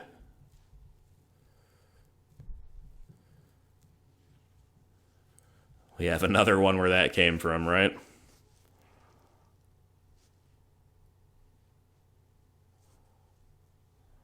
And our Ashiok Mill paying off because they're 2 more points of damages have been required to take the first Goyf down, and then the second Goyf will survive. So maybe a little bit of a miscalculation from the opponent, but it doesn't really matter because they just drew empty the Warrens too. So that is horrendously unlucky for us. An opponent just going to try to finish us off here. But horrendously lucky for us, we just draw a Maelstrom Pulse. Let's go. What a top deck. What a time to be alive. We will see you later. Goblin Hordes. Bye-bye. Ooh, that feels good. All right, opponent totally hellbent, totally top deck mode. They do have a Baral. They're also at 6, and they're also facing down an Ashiok who's still got 4 loyalty. And I aim to keep it that way. Opponent top deck Serum Visions, which is incredibly good. They're sculpting as best as they can off of one single card, including off of gifts, because they couldn't cast a gifts yet. Their blind draw off of Serum was bad. It's another Steam Vents, but they did top something. So, wow, I can't believe we ripped Pulse. That was amazing. The only better rip would have been Plague Man, because then we'd be forcing a chump block this turn. Okay, well, we draw Lily of the Veil. That's pretty good. So, is there a way to grow the Goyf? I doubt it, because it's 5, 6. Yeah. I'm not really going to worry about it, honestly. I'm just going to... Edicting Baral seems good enough. Putting the opponent to 1. I mean, maybe a nutty self-mill could grow the Goyf, but again, let's just make them beat this. Okay, so they topped another Serum Visions with the last one, sure. Wow. Maelstrom Pulse off the top, and that's the scoop. Guys, The Rock is doing it for us, but we still got Game 3 to win. I think we're favored. I don't feel as bad about being on the draw as I did against Burn last round, that is for sure. What did we see 2 Barals there or just 1? I could see leaning back toward a 3rd Fatal Push here on the draw.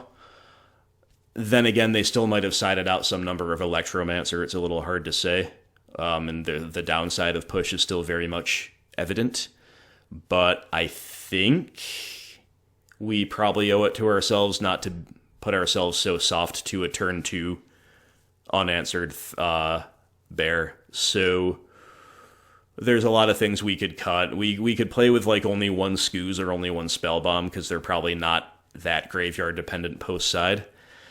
I think I'm going to do that. I think I'm going to cut a Scooze. Let the record state that's definitely debatable. But We saw the Empty the Warrens transformational plan confirmed, which is no surprise. I think our 60 is going to be really good no matter how we tweak around the edges, and we just gotta hope for some good fortune here in Game 3.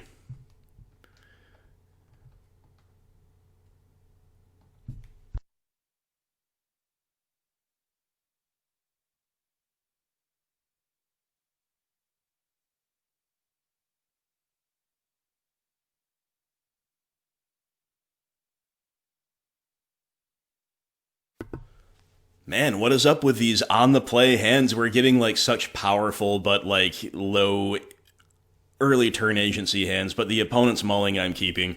That protocol with these types of hands has worked out really well for us this league. And I think only the nuttiest of 6s plus us drawing nothing for the first 2 turns really, really punish us for this keep. We've got all of our bases covered, basically, with Liliana to Edict to Bear, and or to work on the hand, and with Plague Man and Pulse to clean up a big empty. The dream here is that the opponent just spends their entire hand on like a massive turn 3 Empty the Warrens, and we just blow them out. Mishra's Bauble. Cool. So I think we should Bauble ourselves, because we kind of know what the opponent's up to. Getting some information would be good, but I'd rather control my own draw.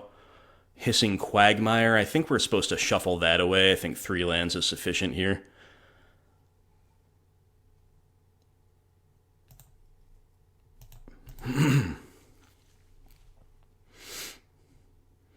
Because we sided out 1 Scooze, I think I'm going to get a basic Swamp.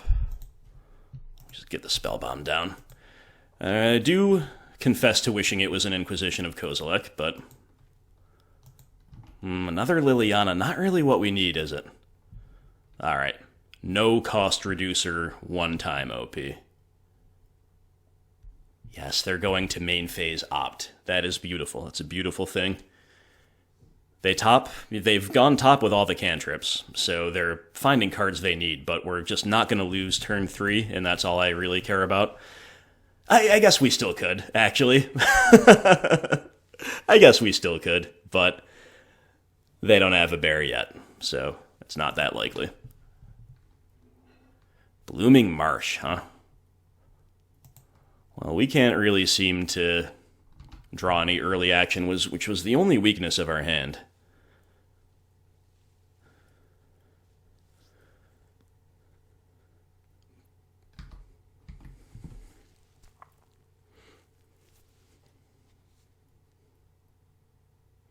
We're really hard representing removal here, though. OP with the pieces of the puzzle. Feels bad, man. They're rewarded by our slow start with their own slow start, but their own value positive and selection positive start. Okay, so they put Ritual and Visions into hand, and they've been Island, Vents, Baral. Got it.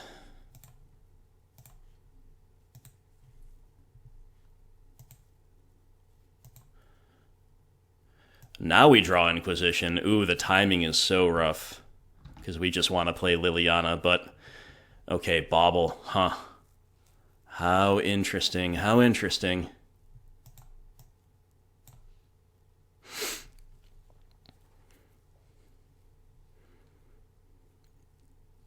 Bauble's where we will lead. I mean, I still kind of want to just play Liliana because it's mana efficient and because it might pressure them into a huge empty turn, which we can beat a bunch of different ways. Another option is to Bauble ourselves, though, and to see, whether there's removal coming off the top that we could hold up or something. I don't think that's great.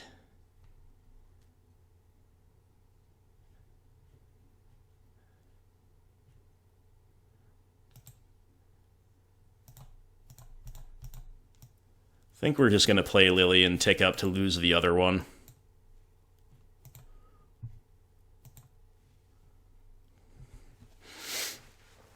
And then Bauble the opponent on their upkeep. Man, what a great series this is. Super intense. Storm is a really cool deck to face.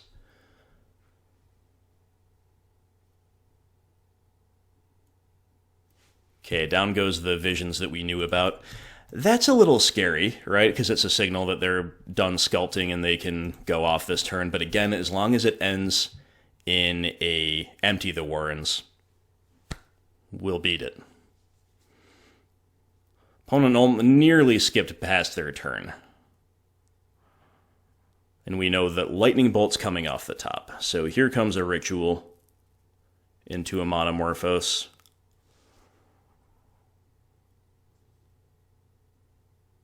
Filtering into heavier blue for a Brawl. Oh, they've got everything. They've got everything, but as long as the payoff's empty, like dump your whole hand, there's empty. Nice. Okay, they haven't dumped the whole hand.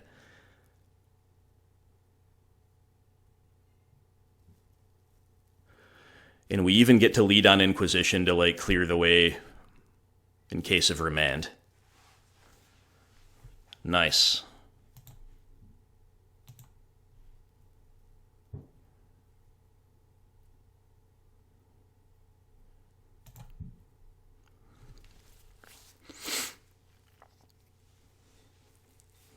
A Braden Lightning Bolt. All right, take the bolt.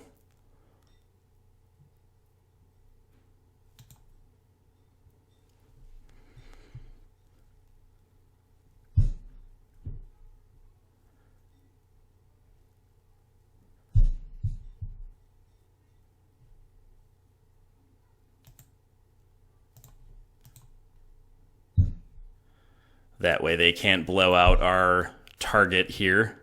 No, okay, cancel. I almost walked into that. We have to play Plague Man here. Or we could tick up with Liliana. That's cool too. Then we leave a Brawl around, but I guess that's okay. All right, tick up with Lily.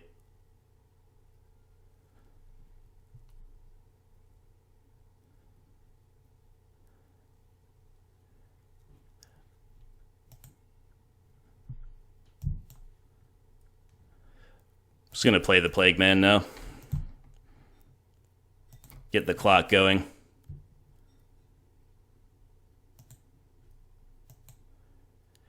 So we did not want the opponent to abrade the Goblin token that we target with Maelstrom Pulse in response, nor to Lightning Bolt it.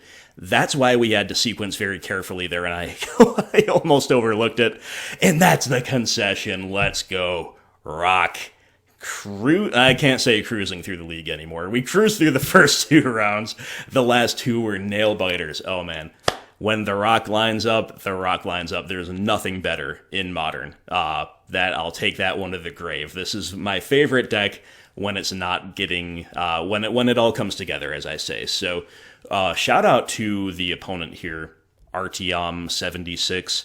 Seemed like a really savvy Storm player to me. I did think I saw something in... Never mind. I'm struggling to even remember what I was about to say, but yeah, they beat us game 1 off of that, not just a revival play, and it was super intense, really skill testing, really fun matchup, and Plague Man and Maelstrom Pulse assorted kill all identical things effects, really helping us win post side. So there we go, guys. 4-0.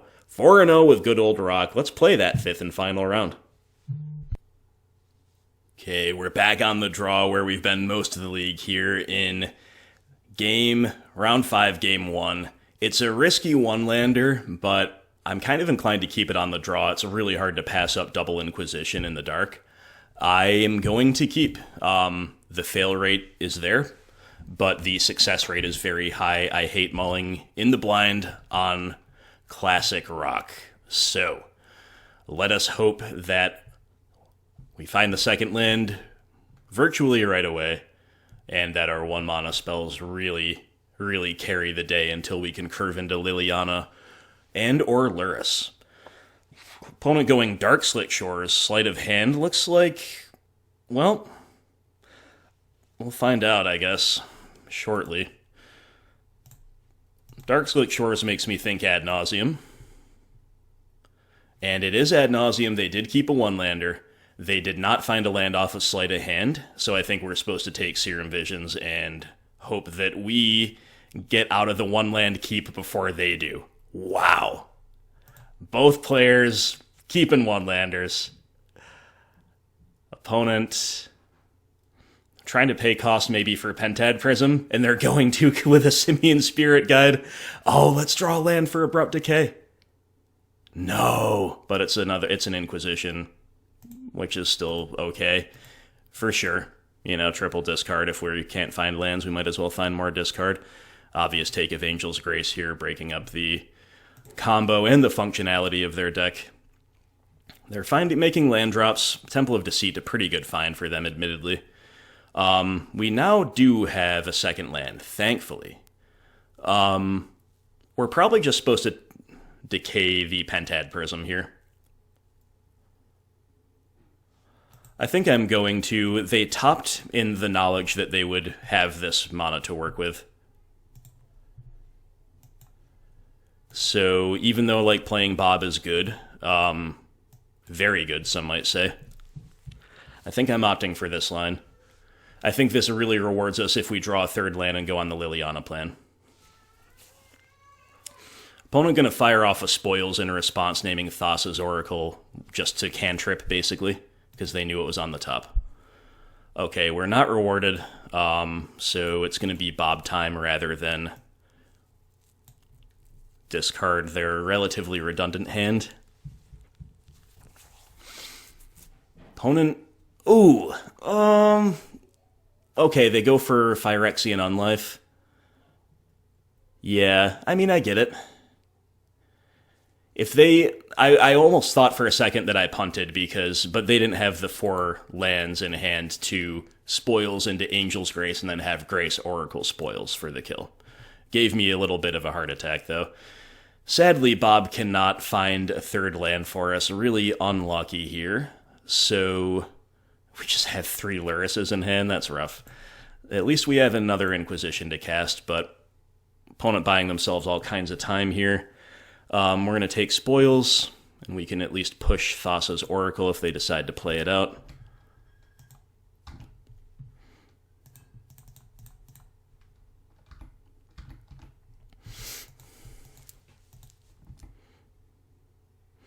We'll let this scry resolve before they know it's going to get pushed.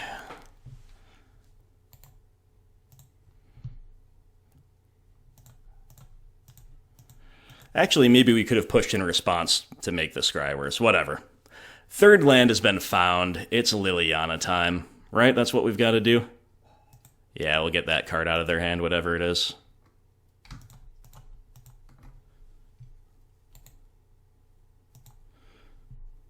Thank you, Dark Confidant, for finding the third land. It was a Simian Guide, rotting in hand. And just like the other combo opponent, when we get them totally hellbent and they have a lot of lands, they top deck Serum Visions, which is quite good. And they will top. Bob flipping more lands, you love to see that. Ooh. So we can do a few really cool things here. One line is take up, like, pitch Fatal Push. Or no, we could pitch Hexdrinker, play Lurrus, buy back Hexdrinker for free. That's pretty spicy. But I kind of want to ruin their double top scry with a Field of Ruin. And if we do that, then we should just pitch another Lurrus here. We'll begin by taking up, see if there's a response. There is not.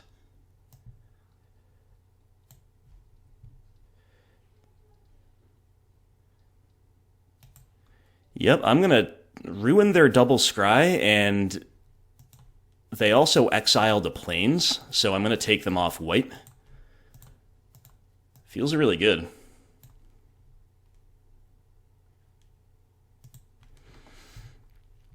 And then we still get to deploy a Savannah Lions. How OP is that?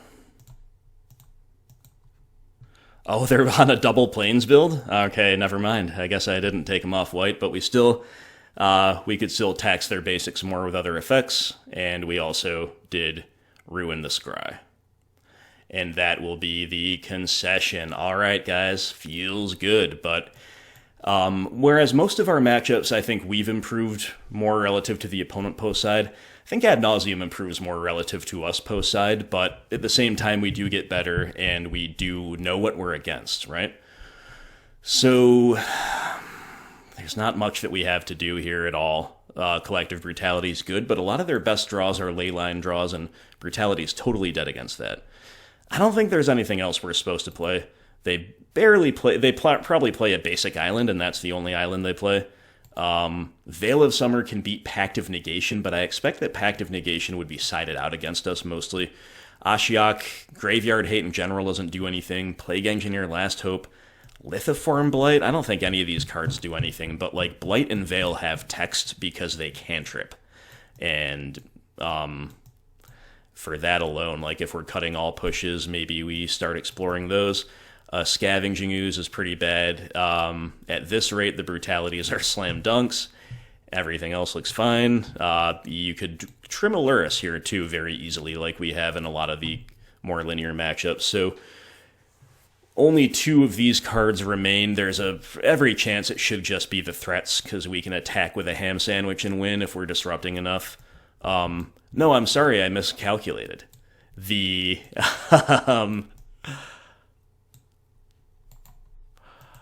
2 of these cards have to stay in. So the threats definitely stay. And then it's kind of like, what cantrippy card do we want? Lithoform Blight seems too bad. I think I'm probably playing Veils of Summer. Hoping that they leave a Pact of Negation in and they go for a really aggressive line with it. We get to blow it out. I mean, it's a 1-mana cantrip. Lithoform Blight is very bad here. We could leave in a push to beat hardcast Simian Guides and Thassa's Oracles. I don't know. I wish we just had... Hey, if we were on the configuration with like a bunch of Decays main and then the trophies coming in from the side, now that would be really cool. But we're not, so...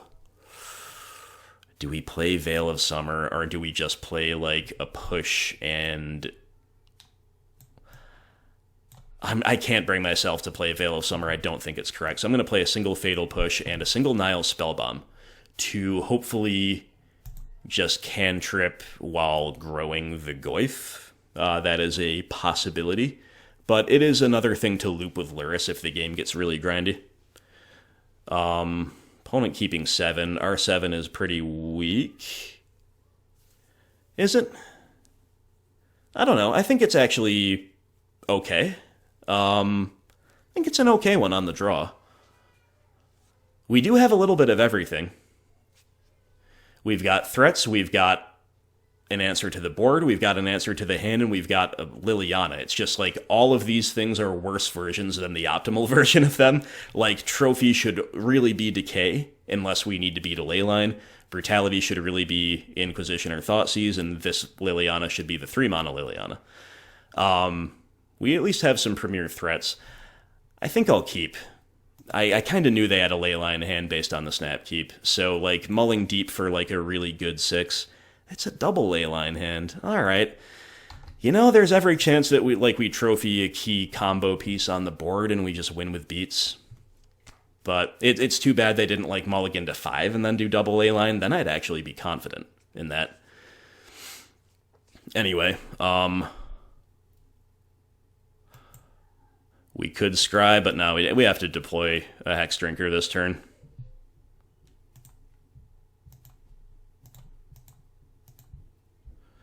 Hexy, Bauble, and hope to God that Bauble finds us a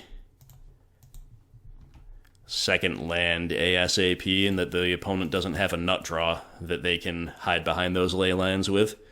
We're about to draw Maelstrom Pulse. Yeah, I don't know about that one. We need 2 more lands first, right? Oh, just no second land, really? Okay, Hexdrinker, here we go. No.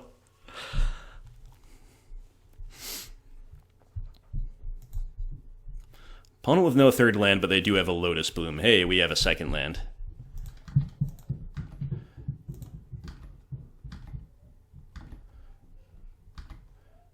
I'm going to play Bob rather than Goyf. I think we kind of missed our chance to be extremely aggressive, and now we opt for this line.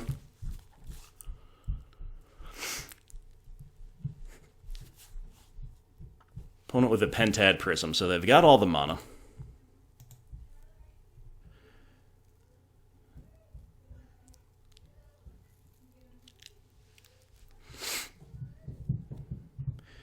And we hit Bauble and Marsh. Okay.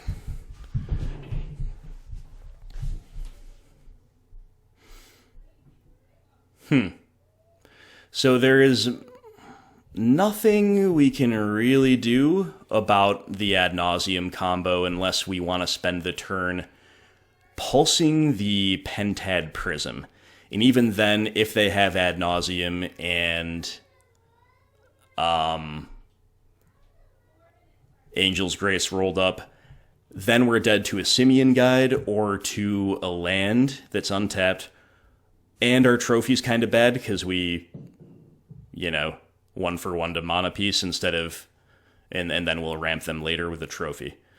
So I almost think we're supposed to, play another threat this turn. Why don't we just begin with a Bauble? We can only Bauble ourselves unless we're pulsing ley lines. I don't really think we're gonna... Abrupt Decay? Now that's an intriguing one. Huh. I could be happy to decay the Prism. I mean, happy is a stretch, but I could be okay with it.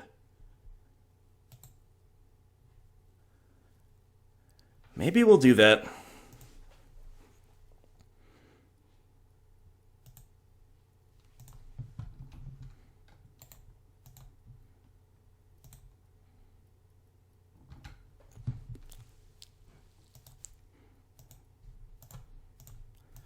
I mean, they can float in a response here, but if they have it rolled up, I think they were probably beating us either way.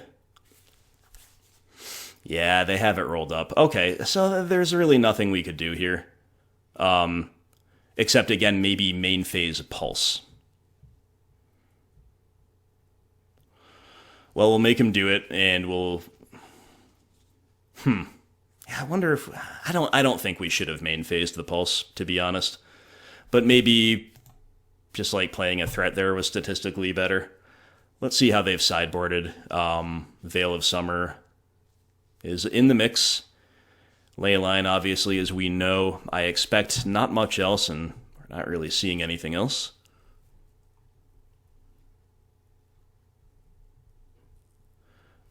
They're on 4 basic lands, is that right? Island, Plains. Wow, 4 basics is a lot for Ad Naus. Almost makes me want to play Lithoform Blight to mess up their mana, but Lithoform Blight doesn't really. It just makes it painful if they want to use it for multi-land. Anyway, unfortunate that Ad Nauseam gets us there in game 2, but they had a nut draw. They had the namesake combo rolled up behind 2 ley lines, and they're on the play. Here on the draw, or when we're on the play, rather, I didn't see anything. I didn't fully check for Pact of Negation, my bad. I should have done so.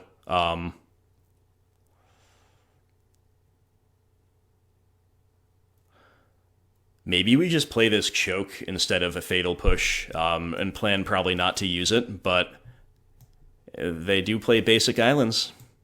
They play 2 of them. So let's play a choke. I mean, it's probably got more text than push on average.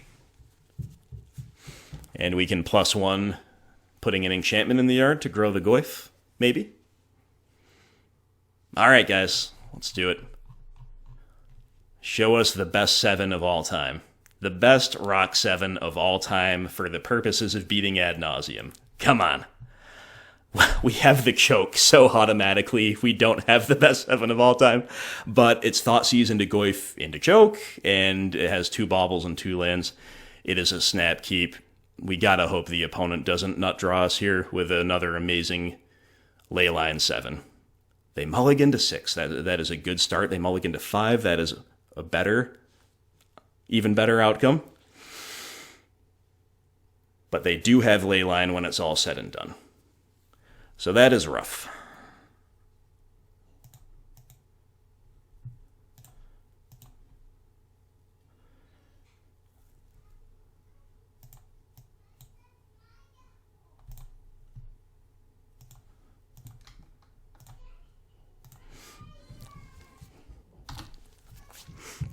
Guys, we might be Thoughtseizing our own choke at this point to grow the Goyf. We draw another Tarmogoyf. All right, well, we should have a lot of pressure here. Oh, how I wish opponents showed us a turn 1 island. Just, like, the prospect of even slowing them down with a choking 1 land while we beat down. It's, like, really, really intriguing.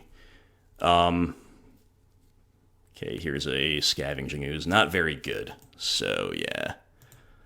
Let's fetch to grow the Goyf, and we're just all in on the beats.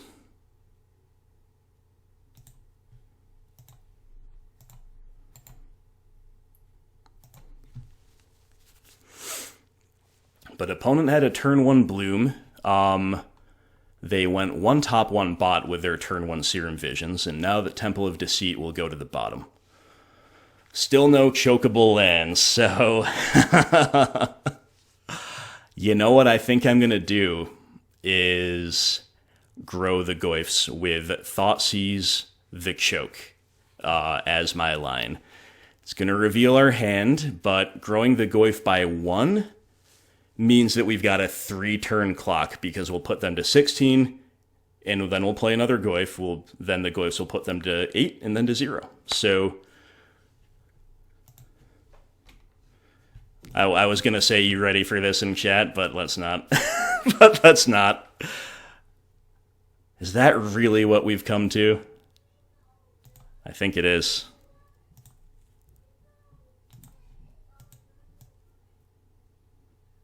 Wow, what a time to be alive.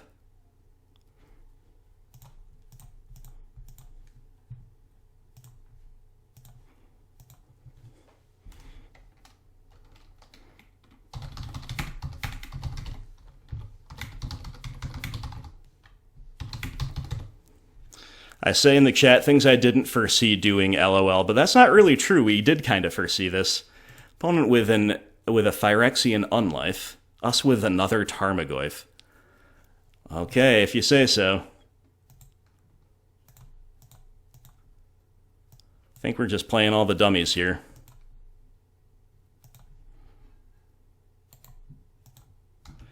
Please no combo kill. I can't look. I can't look.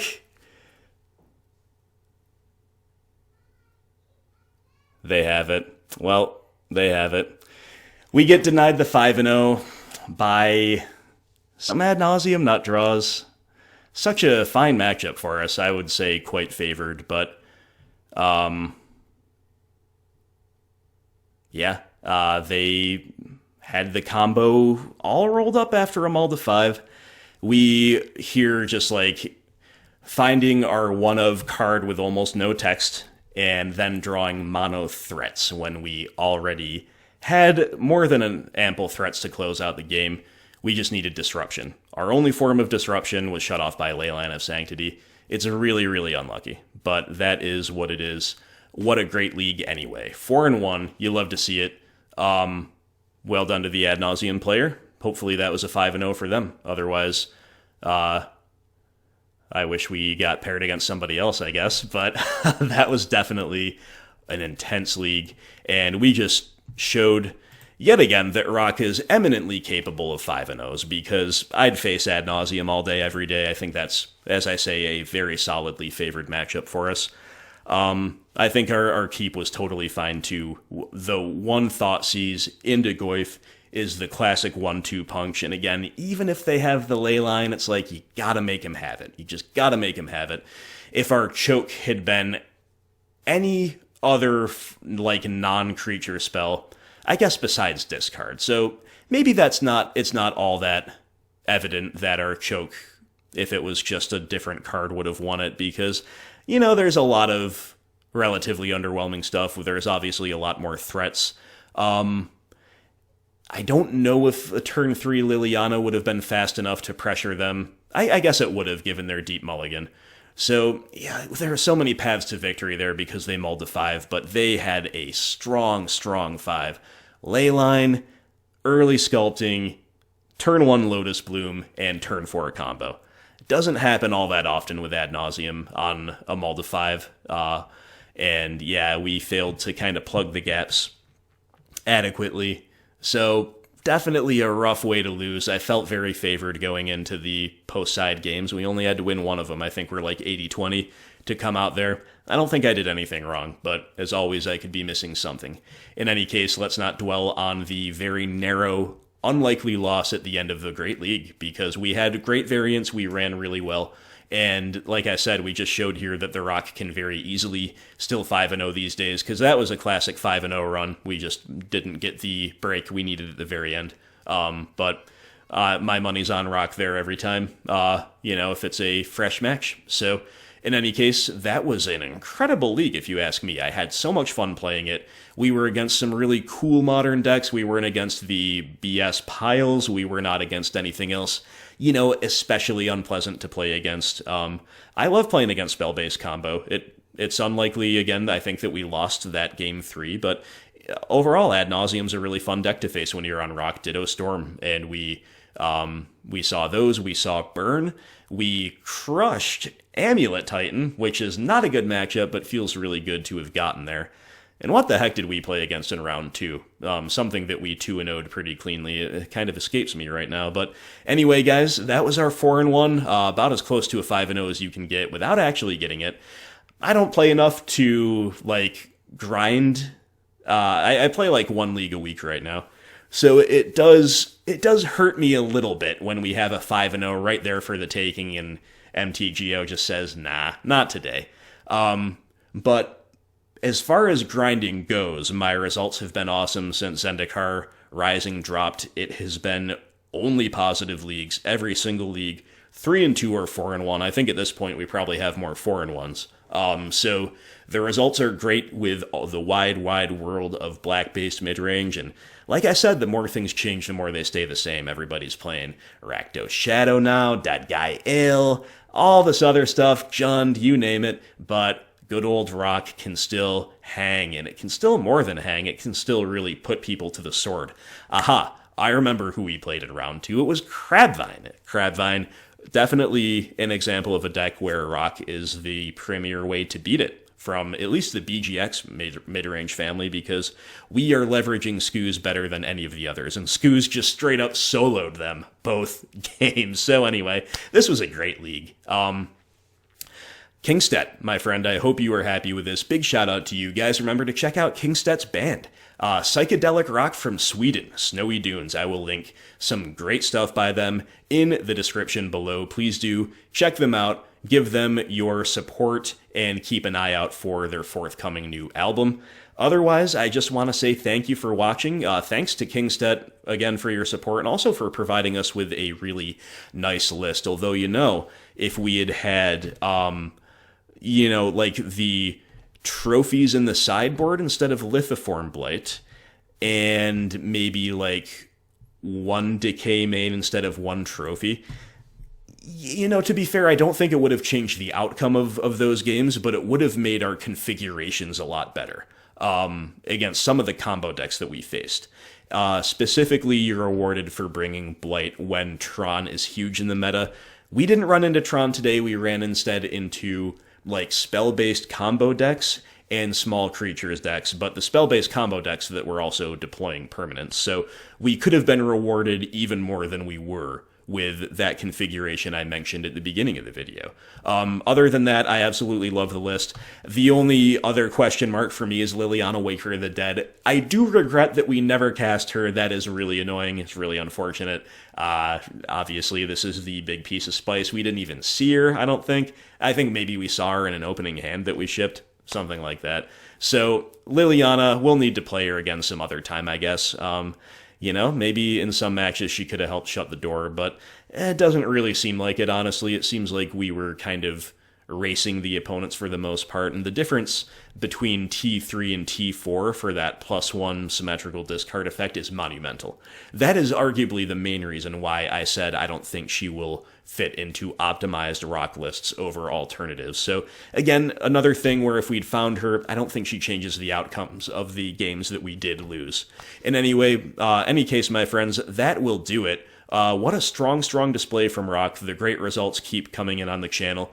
We'll have to get Ad Nauseam next time. My record against them is pretty good, but they can just steal the game from you like they did here. So on to the next league where I don't know what we can expect. I think we've got November donation leagues coming up. I think we've got at least one Lurrus Jund list that somebody's looking at. Other than that, your guess is probably about as good as mine. So let me know what you thought here of the list, the gameplay, the content as a whole, all of the rest. Thank you so much for watching. Thanks to all Patreon supporters, especially Kingstead. And I hope everybody out there has a wonderful night. I will talk to you soon.